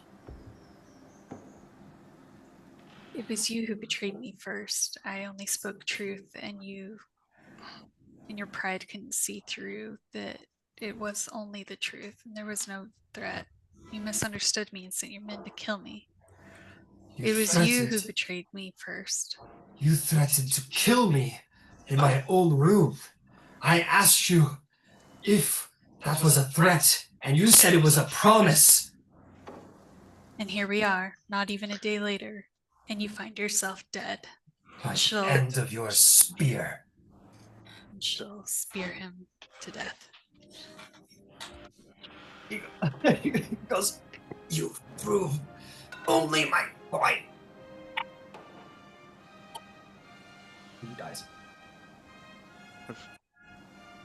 Ryan, What? above table, what was the attitude toward desecration of the dead? Not good. Okay, never mind. What the fuck? Oh, what okay, do never you mind. think that means? Never mind. Okay, never mind. I just take the body. What do you mean you take the body? No, never mind. Sorry, I was King Elias. I'll Yeah. be taking this. What? No. I'm sorry. I was gonna use it to intimidate Nobody's the gonna soldiers to finish stop this. fighting. That the king, that Xanthus was dead. Goes, all right, okay. He's gonna like take Zethus's like helmet off, we'll say, and he will close Zethus's, like, let your traitor eyes be closed, and he'll hand you the helmet, Thrasius, and he says, there is no one here more than you who deserves to bring this to an end. I proudly accept the helmets.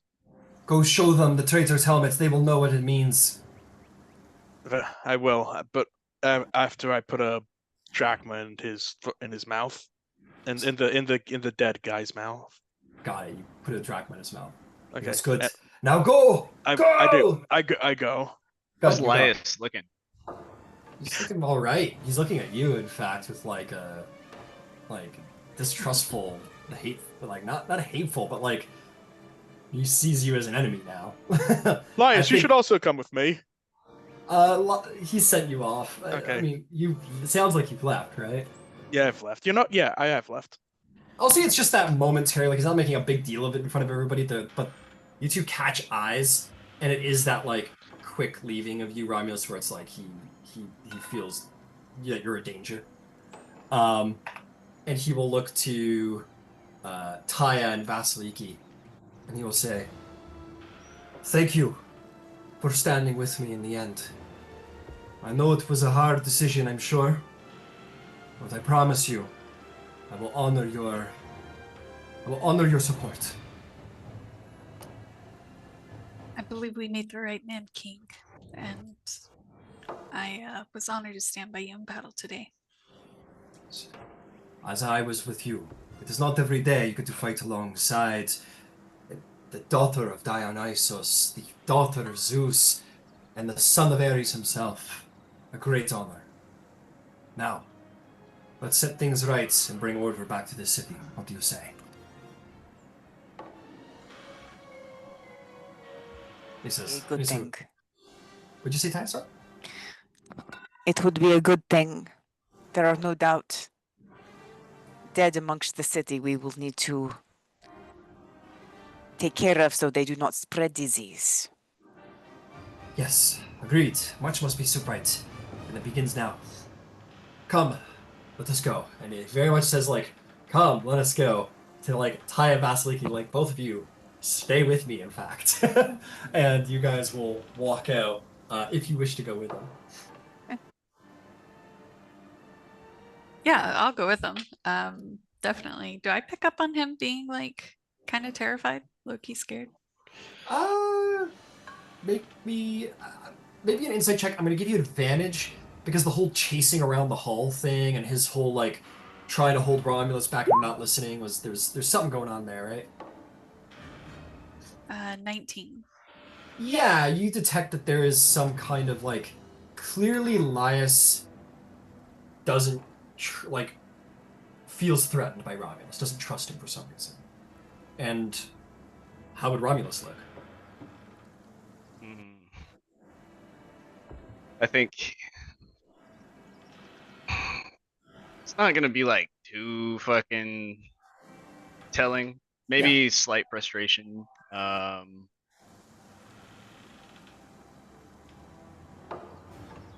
Maybe like an opportunity that's passed. So you get the sense that Romulus meant to seize upon an opportunity at Elias's expense, we'll say. Just based on the group dynamic there. Elias doesn't trust Romulus. Romulus wanted to take advantage of an opportunity. So, something along those lines.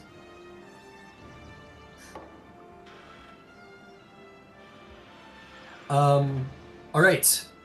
Thrasius, you run down the stairs just in time for Candybus to show up in the heat of the moment. And you hold up the helmet. What do you say? Behold, By the emissary of Athena, I declare that Xanthus dead. Laius is king of Thebes. Hell yeah, make an intimidation check at advantage. Okay, hang on.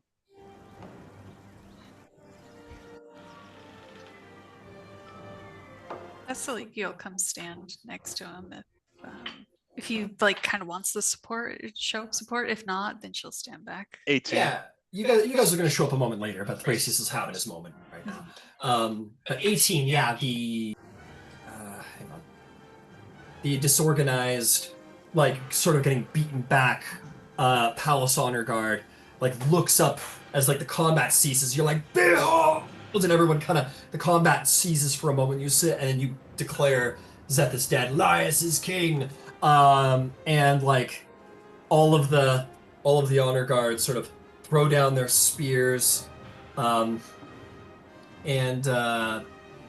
like throw down their spears and shields and kind of surrender. And the other warriors who have all filed in, sort of, yeah, Laius, King Laius of Thebes! Ah! They all like roar off with a great excitement. You know what? They don't do that. They're mercenaries. They're here for money. They just sort of like, victory! They don't roar in like super loyalty to Thyia or Laius. That's not where his great support comes from. But nonetheless, they roar for a great successful battle. They've won the day. They get paid. They get to leave alive. That's great news. And at that point, Laius and the rest of the crew will sort of come down the stairs, sort of stand beside, in which shield battering happens. You see the surplus of guards start to like take the honor guard prisoner, sort of like, you know, sit him on the curb. Other members of the guard sort of like begin to like flow through the palace to like call any other resistance that might be. And the reign of Laius begins. Laius looks down to his mercenaries. He says, well, my men, clean up this room, bring the nobles before us, and let Thebes be brought under proper rule. As promised, we will see if there is a place for all of you in the military of Thebes, where we will need new honorable and loyalty within the guard. And the troops are like, yeah. And with that, applause, banging of shields. Is there anything that you guys would like to do, like, in this moment? Because I was just gonna, like, I'll fast track some preliminary, just like getting stuff done stuff. But is there anything you guys would like to do in the immediate aftermath of the victory of the battle? Yes. Quick thing I will do. Yeah. I will hand Laius the helmets, but I will go to Xanthus' body. Does he have his bow there? He does have his bow there. I'll pick it up and claim it. Okay. And take it to Vasaliki. Cool. It's a nice bow, Vasaliki. It's decent. May you wield it more honorably than he did. Thank you for this, Thrasius. You were incredibly mighty on the battlefield today. I was impressed. That was you took Xanthus out almost in one blow. Well, I had some help from Athena, of course, and he gives you a wink. Well, as we all do, have assistance from the gods. Boy, what a long day, though. I think I'm ready to set politicking aside for the time being. It was like, was this politicking or fighting? Well, sometimes the lines are blurred. A lot of times they are one and the same. Wise answer. That's probably the correct answer. And that'll be it for me. Okay. A little tiredness comes over. I'm probably busy convincing Laius's guards that it's a disguise, you see. I'm not actually one of Xanthus' troops. Oh, right. Sit down. Look, my hand goes right through it. Oh, that is weird, actually. What is going on there? Then they start doing it to you. They're like, hey, guys, come look at this. and they all start waving through your like head plume, like, oh, that's so weird. And you can drop it if you want, and they'll be like, oh, Candybus, welcome. You missed the fight. It's a shame. What were you doing, missing the fight and all that time? Oh, I was working. Don't you worry. Very important stuff. I'm glad to see you've all made quick work of this war. I'm glad it didn't turn out into a longer, more bloody affair. Oh, right. They all kind of look at each other like, oh, the musician didn't show up to the fight. What a surprise. A little bit on their faces. But nonetheless, you're giving I'm a as run. upset as you are. And you're charismatic enough that you kind of you make them laugh about it. But essentially what happens is just that. The honor guards are like stripped of their arms and armor. They're like basically like rounded up and like probably thrown somewhere to like be short-term imprisonment until they can decide what to do with the Zethus loyalists, if you will. The mercenaries, at least temporarily, are taking over as guards of Thebes. And the nobles and politicians are sort of summoned to the main hall, to where Laius is now very much celebrated by his followers, which are the high nobles and loyalists, and he shakes hand with them, still covered in blood. He shakes babies and kisses hands and goes around and he says, let's bring about a new, pious, and prosperous future for all of Thebes. And everyone, sort of celebrate that. As for all of you, you will say, I am sure you are all 5 of you growing quite sick of our good city. But I owe you great personal thanks for the aid that you had given to see that my reign had came true and that the words of the Oracle of Delphi had come true as well. So, as a reward, we have many fine steeds in the stables. I would bid you all go in, find one of your choosing, take it for yourself. Name it as you will. They are fine war steeds, meant for princes and kings. One is yours, with my thanks. And all of the barding and equipment, not barding, I wouldn't say barding, and all of the saddling and the bridle and all of the equipment required to ride upon one. Take that as well. That is quite noble gift, King Laios. Thank you. Only for the most noble of demigods, most loyal, the most honorable.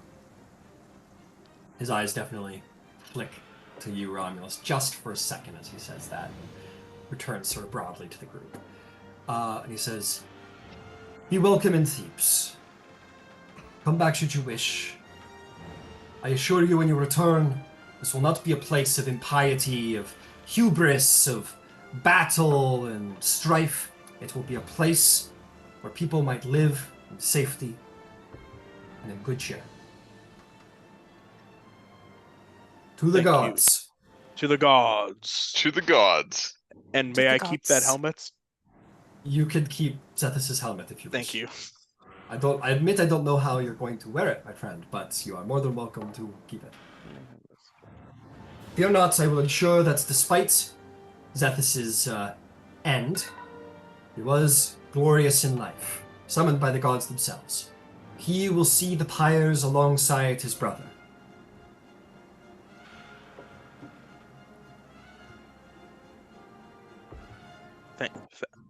That would be good. Thank you, Honorable Zethus. No, it's Honorable Elias. I'm sorry. It's been a long day. Feels like it's been a very long day for me. You're good. Yes, of course. Now please find rest. I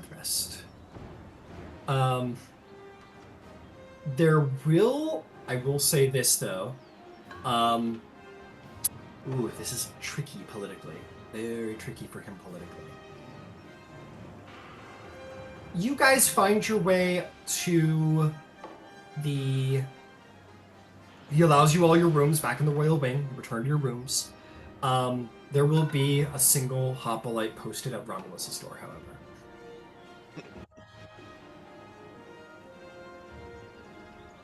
What does he get extra security? The guard will say, I was told that the son of Ares represents the god of war, and without the might of Ares, we never would have been victorious. So it's supposed to be a sign of honor. He doesn't say it's supposed to be. He says, as an honor to the son of Ares, who we could not have done this without, let the favor of the king be shown. What not of the son of Aphrodite? Send me your hottest hoplite. Okay. Sure. I'll pass it along. And he does. This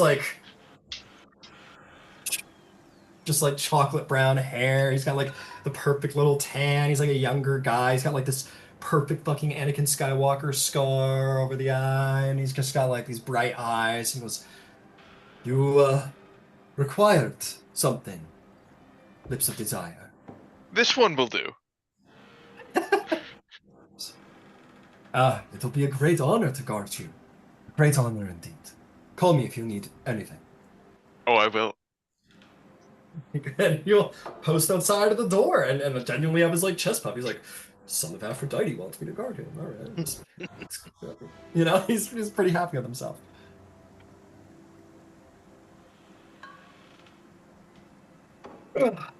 And with that, call our session to a close. But next session, unless you guys, it's open sandbox game, but you do know that further glories, in fact, maybe even your greatest glories, lie further to the southeast, to Crocopia, where a great tyrant need be brought down, a serpentine king. All must be resolved there. Now, we weren't planning on moving to Thebes. No. Right? Like that wasn't on the menu. I don't think that was the plan, no. No, it wasn't. It might come back one day. Thyia would have already been gone. Yeah. You guys she tried real hard.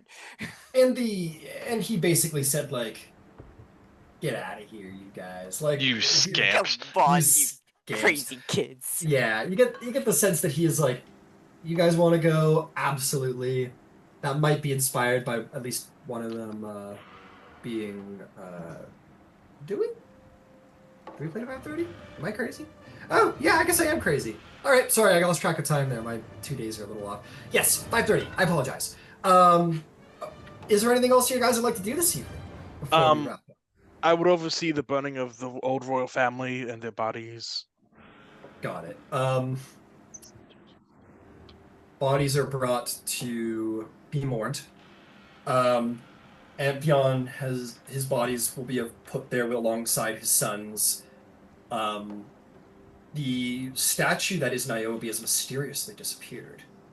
There might even be some questions from the guards going, we were looking for the or you know what, actually those questions don't come. Never mind, I take that back, don't worry about that. But anyway, Amphion is put beside his sons and daughters to be mourned. People come to pay respects. Zethus is put into the temple alone for mourning, and you get the sense that a couple of guards note every person that goes in specifically to mourn the fallen Zethus. It is very quickly that declared that the loyalist traitors, those who would incite a coup, the honor guards who followed Zethus in his coup to take the throne, the rightful place from Laius, are to be expelled from the city forever. And that would be a mercy. And it says, report if your neighbor is handing out, Pro-Zethus propaganda. Literature about Zethus. But essentially that, where they're on the hunt for Zethus loyalists. But order is quickly restored by the mercenaries that he's hired. The city kind of returns to a holy fuck kind of state, but nonetheless they okay, everything's back, we're good state, and calm seems to have come over Thebes. If a sort of violent shadow that turned from a holy fuck, Amphion's whole family was murdered, Amphion died to his own hand, to the king, the rightful king, where sort of the tragedy of this morning is still there, but has been, put behind the juxtaposed glory of the new returned king. Nobody loves anything more than the return of the king, so to speak.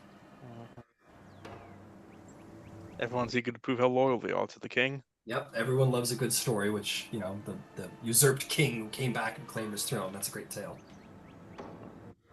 Anything else anyone wants to do? That was just sort of a mop-up of today. One last thing I would ask. Lias. I would take him aside and ask him. I would not normally ask this, but in the world of humans, you need gold to help get by. I am on my last gold. Oh, I see. Well, I'm sorry to hear that. I admit I don't have a good stock of where the treasury of Thebes is right now, I must admit. I can provide you some small boon if the warhorse is not enough. He'll go into his pocket. I'm sorry. And he'll produce. He goes, I've got like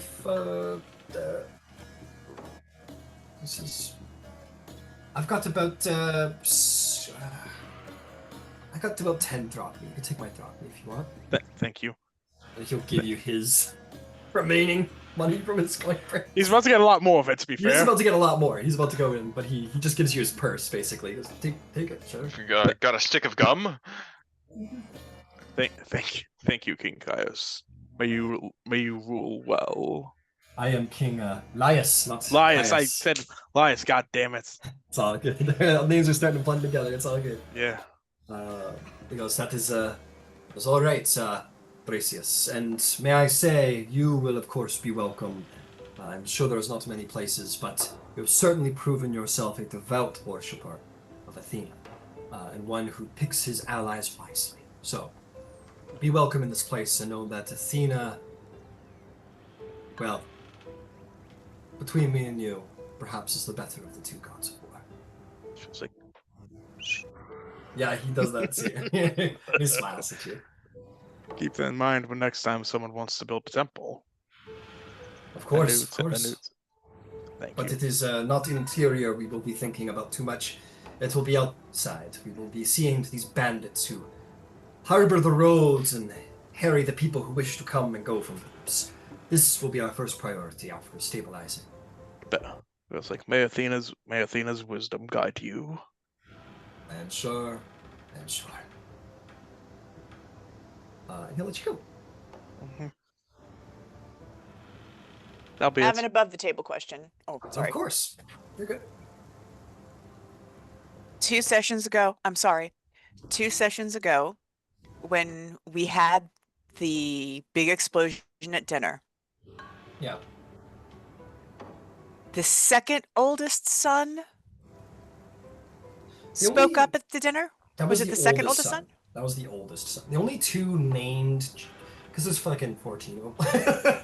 I just had like the eldest son and then Caloris, who was the eldest daughter. So the oldest son was what was his name? It was hang on, I've got it here. Sisyphus. Sisyphus, or Syphilis. His name was Syphilis. There it is. It's unfortunate. Yeah. You're gonna find that a lot of ancient Greek names don't take into consideration. I wonder what he's named for. The Probably mountain of sitting on a syphilis, toilet actually. seat. But yes, you met the eldest son, Syphilis, who spoke up, and Caloris, the eldest daughter. And the eldest son seemed like he had a really good, like, okay, so above the table, what I'm working out is Persephone has asked me to, amongst the dead, send her candidates who could be judges. Right. And so I am considering which of the two sons, the eldest son, or I think it was the next eldest son that suggested that the bull be slaughtered. It is only syphilis. The Oh. only son. He just was kind of a representation of Got the it. general mood of the children in my mind, to save us from having to remember 15 names. So it's just syphilis. He's the only son and boy who's actually spoken and you knew the name of. Okay. Well, that actually simplifies things enormously. Thank you. Yep. Cool. Understood. Cool. Amazing. Is there anything else for anybody who'd like to do this evening before bed? I pray to Athena. Thank her for victory. Cool. No problem. Vasaliki? Yeah, I was going to pray to Zeus and make an offering if I can capture like some small game or something like that. That'd be great. But yeah, I want to make some kind of offering to Zeus. Yeah. Why don't you make me a little survival check to see if you can personally capture a little offering. I'll use Artemis's advantage on this. Cool.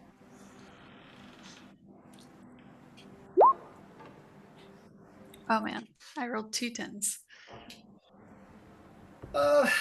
You struggle to catch anything today, unfortunately. But the temples actually keep like a supply of like small birds and rodents and stuff for this purpose. You could just purchase your own. Okay, yeah, after giving that a try, I'll go purchase my own. I'll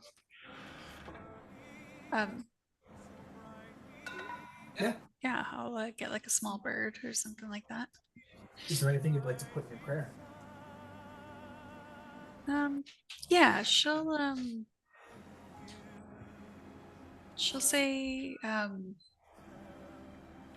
it is your example that guided my actions this past day, and I hope to live up to your expectations. And I, as the King of Kings, anyway, yeah, she'll kind of wrap up with that and leave the bird as the offering. Magnificent. Magnificent. Okay. Thyia? In whatever the dream thing we do, I would like to go either pass a message or speak to Persephone. Okay. All right. Yeah. We can just expedite that. Yeah. You like find her in the underworld as we are entering into the colder. It's technically fall right now. You find her in her pavilion in Elysium, and she says, "I'm aware. See one of those many children who came down here recently. Are you sure that this one you think would be the wisest of judges? He is very young, and he did not have a throne and a council. He was a young man. Are you sure that you think he would be wiser?" I am sure that he is worthy of your eyes. I am not saying that you should definitely make him judge, but he exhibited good sense until the end. Better judgment than his father, if you're being honest. I will check on him, but he is very young, and he did not carry the weight of a throne. And I feel that is something that one must experience to truly be entrusted with the eternal soul of a person, you know? Then I will be more careful with who I suggest. Thank you for your guidance. No, I appreciate your guidance. I'm kind of learning as we go too. So by suggesting him, it's kind of helped me narrow it down. So thank you. It has helped me kind of figure that. So maybe we are looking for more of a kingly sort, someone who is used to judging people, has good sense and experience for such a thing. Okay, I will narrow my search. Thank you, Divine Persephone. And thank you. She'll smile. Magnificent. Thrasius? Similar to the dream, I would dream and think of Athena, and in this Okay. dream world, I would present with her the helmets of Zethus, the helmets Oh. of proof of my deeds in her name. Understood. She will. You present her. We will say that you like make the sacrifice during the day. You kind of like find an altar, make a representation of her, and leave it in the waking world, and then you sort of dream of where her, and you'd be sort of whisked away to her domain, as it were. And I have a list of. Oh, here they are. Here we are. I made a little list of their sanctums after everything last time. Yeah. We'll say that she just kind of comes to you at this point. And she will say. I stand at attention. she waves her hand for you not to. Ah, never mind. She lets you stand at attention. They're gods. They're like that. Yeah, fair enough. She says, "You fought well, Thrasius." Oh, only because of the gifts you gave me. And you utilized the power of intimidation. It is a great skill. Not one I'm quite an expert at, but I thought it would be unwise of them to pick that fight after what happened that day. Fear not the wisdom of your enemies. If they are to be fools, let them be fools, and let you be the better. Now, intimidation is a marvelous skill, and being a Minotaur, many will fear you, and you should use that fear. If you can end a conflict before it starts with the power of terror, why not use it? Yes. Yes. I'll use that to my advantage. The last thing I will say is this. I noticed your natural enemy, shall we say, in your party, Romulus, who has made himself champion of Ares alongside above his bloodline. He had a cunning about him in the battle, I noticed. Cunning that I think could be utilized.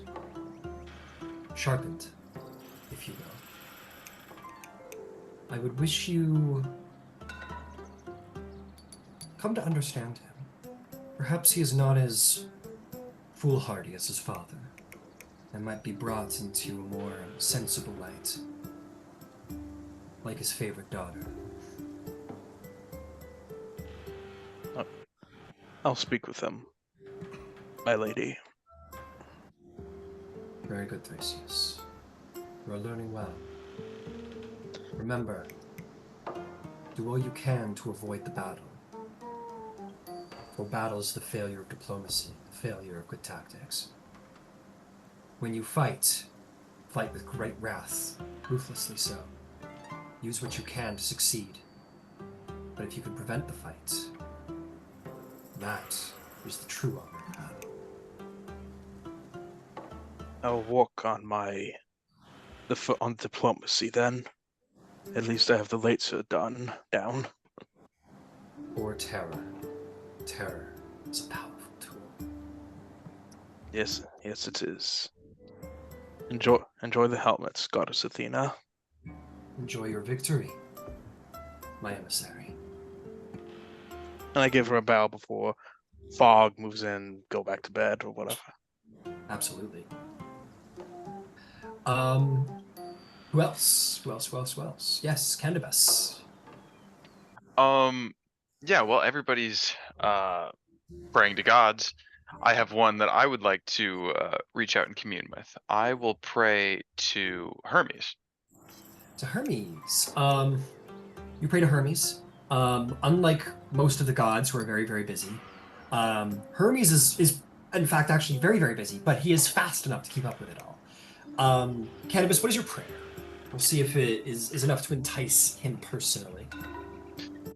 As the messenger god, I fear the message of the gods is not reaching mortals in in the way that I think should be emphasized. And as we've seen in Thebes, it's caused innumerable deaths. I'm looking for guidance from Hermes as to better convey the message of the gods to the mortals. Why don't you make an insight check, Candybus? Or you can make a religion-based wisdom check, whatever you prefer. Oh. Insight would be better. Actually, they'd be the same. So I'll still go insight. Sweet.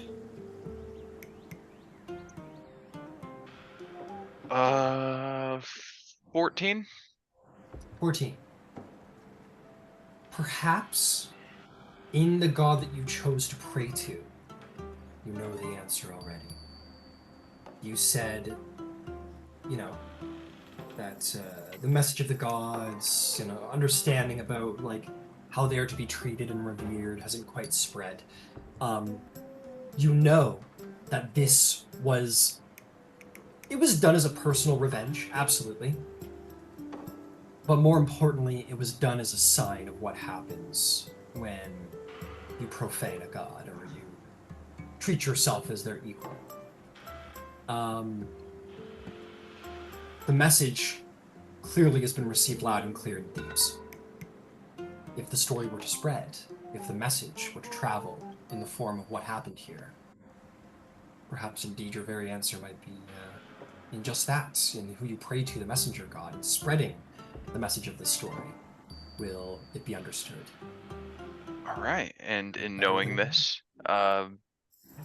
first thing in the morning when I wake up, I will be struck with inspiration and start making the song of the fall and rise again of Thebes. Fair enough, God. I love it. Excited. Is there anything else for anybody else before going to bed? That is all. Okay. If that's the case, I will say this. Each of you in turn may go to the stables. There are very nice saddles here. So you guys are going to get the best of the best. So if you go into the sheet, I think it's like a military saddle is the best saddle because it gives you advantage from animal handling. So you guys are all going to get military saddles, and you're all going to get, I'll say saddlebags, sure. But I believe in 5.5e saddles are considered to just come with saddlebags now, so it doesn't matter. So you guys are going to get military saddles and a warhorse. I show everyone how to saddle their horse. Excellent. So each of you, if it's a fun thing for you, each of you can pick out what your horse might look like. There's no shortage of options of coat and appearance and whatnots because there was about 7 sons. There was Amphion, there was Zethus, not to mention any other horses that would be for the elite warriors. That would be sort of cavalry riders for Thebes. So you have your pick. You have a very nice pick of horses. Thrasius, you're probably picking a big monster fucking warhorse. Some kind of draft horse or something like that. Something you use to carry big wagons of supplies or whatnot. Yeah, if you wanted to for flavor pick a draft horse instead of a war horse, which is significantly less in value but significantly stronger, you certainly could. But you could use whatever you want. I don't know. Yeah, okay. Okay. But we could say thematically the war horse you pick is the biggest one in the stall if you want. When I first get on it, he's like, oh boy. Oh boy. Oh, we're gonna need a bigger horse. We're gonna need a bigger boat. Horse. Incredible. And with that, you could do with that warhorse what you want. You could downgrade your saddle for a decent sum of gold. You could downgrade your horse for a significant sum of gold. So there is value in these gifts, along with the actual ability to move a little quicker across the landscape. But I think we'll leave the session there. Awesome. I feel like Thyia would go into the kitchen and ask for some carrots and some apples, Sure, yeah. So she can We'll say they help feed isn't to it. make her Yeah. help make her friends. Yeah, help make friends. Well, we can play into that a little next session. But I'll also say, like, take as much starting feed as you want. They don't care. Add as much feed as you want for your horses. They'll restock you with rations too. That goes without saying. So rations, feed, war horse, military saddle. That'll be your reward, as much as you can carry. My saddlebags are full of it. Yeah, full of feed. Hell yeah. Fantastic, guys. Fantastic. Great job. We did it. There's a new king. Yeah. You've installed a new. This is the second king you've installed. I mean, Yeah, you're that's right. That's a pretty large margin of goodwill. I will say that. Got 2 kings on our side. Yeah. A tiny one from Pythica, right? Yeah, you've got is it Ithaca? I think Ithaca sounds right, actually. It's spelled. I thought it was it's Pythica? spelled Thyia, but I've heard Candybus it- is her hometown. Thyia. Yeah, Candybus here. It's spelled Pythia, but now that Thrasius has said, I've heard it pronounced Ithaca as well. Oh no, that's Odysseus' Ithaca island. is different. That's I'm never mind. So Pythia, or I think it's Thyia, not to be confused with Thyia, which is an oracle essentially. So Thyia, yeah, the king of Thyia is on your side, and the king of Thebes is on your side. And above table, both of them are going to produce some pretty important mythological figures. So that's cool. So far, still according to plan. And I think we also, like, to a lesser extent, have alliances in Iolcos. Yeah, you've had goodwill with the leader over there. Absolutely. So they were gonna build us boats Yeah, they were like, come once back we have the and- money. Yeah, they were like, come back and like do some service for us, like fight for. Not unlike how Hercules fought for, performed service for Mycenae in his legends. He's like, come back and perform like some services, and we'll build you a ship. Fuck yeah. It'd probably be like a decent stretch of time worth of services, of course, but yeah, absolutely. Maybe we do that. Who knows? Knows. But- Really quick, just because I think we skipped over it. Vasaliki, do you want to make me a little map check? Because I don't think we ever mapped the route between Orchomenos and Thebes. Map check, map check. 20. Yay, okay, you've mapped out Thebes, very good. This is where you go away now. Piece of shit. That's why I couldn't find Thebes on the map. Yeah, I hadn't fixed her up yet, but I'm doing that right now. Gomos. What did you guys do in Gomos? Gonos was the city we started in for session Oh, 1. okay. Now you're right. Now At the there's base of Thebes. Mount Olympus, yeah. And Orchomenos was the one for the chains, I think. That We can follow was the route based on the map that's built here. that was Mount Orithus. Okay. Yeah. Okay, now I see it. You're right. Now I see it. There you go. So there's your But- journey so far, guys. But yeah, we're making good progress on the map. Good job, guys. And holy shit, I did great tonight. You did great, buddy. Oh, I did Well not expect. played. Very well played. Good job. I did not expect me to do that well tonight. But hey, I'm a you've been- war you've been- cleric. Thrasius has been. I like playing this like sort of student of wisdom and war for you, Derek. I think it's Yeah, kind I of like a it. cool like it. vibe for you, my friend. Yeah, I like it a lot. I think it vibes with Thrasius, like how to do. Okay, I'm good at battle. How do I do the other thing? Yeah, I can. Yeah, you can fight, dude. Holy shit, that crit on Zethus. I I had like 52 hit points. I was like, oh, this is gonna be like, He had we're gonna 52 draw this battle out. It's gonna be an epic battle. You hit 52 hit points, 52 I was only- hit points, and you took him to like 43 or something. dude. I could have not. Oh, I could have knocked him out. Yeah, you're pretty. That's why he ran, because he's like, shit, dude, I'm not ready for this kind of power. Can you imagine if I killed Zethus in one strike? Yeah, I would have been pissed at myself, mostly. like all the other gods were like, we give up. Yeah, we give up. We give up. I have to feed my dogs before a session, but great work, guys, and I'll Yeah, see right. you next week. See you soon, folks. Carmen. Oh my God, that's amazing. That Alcius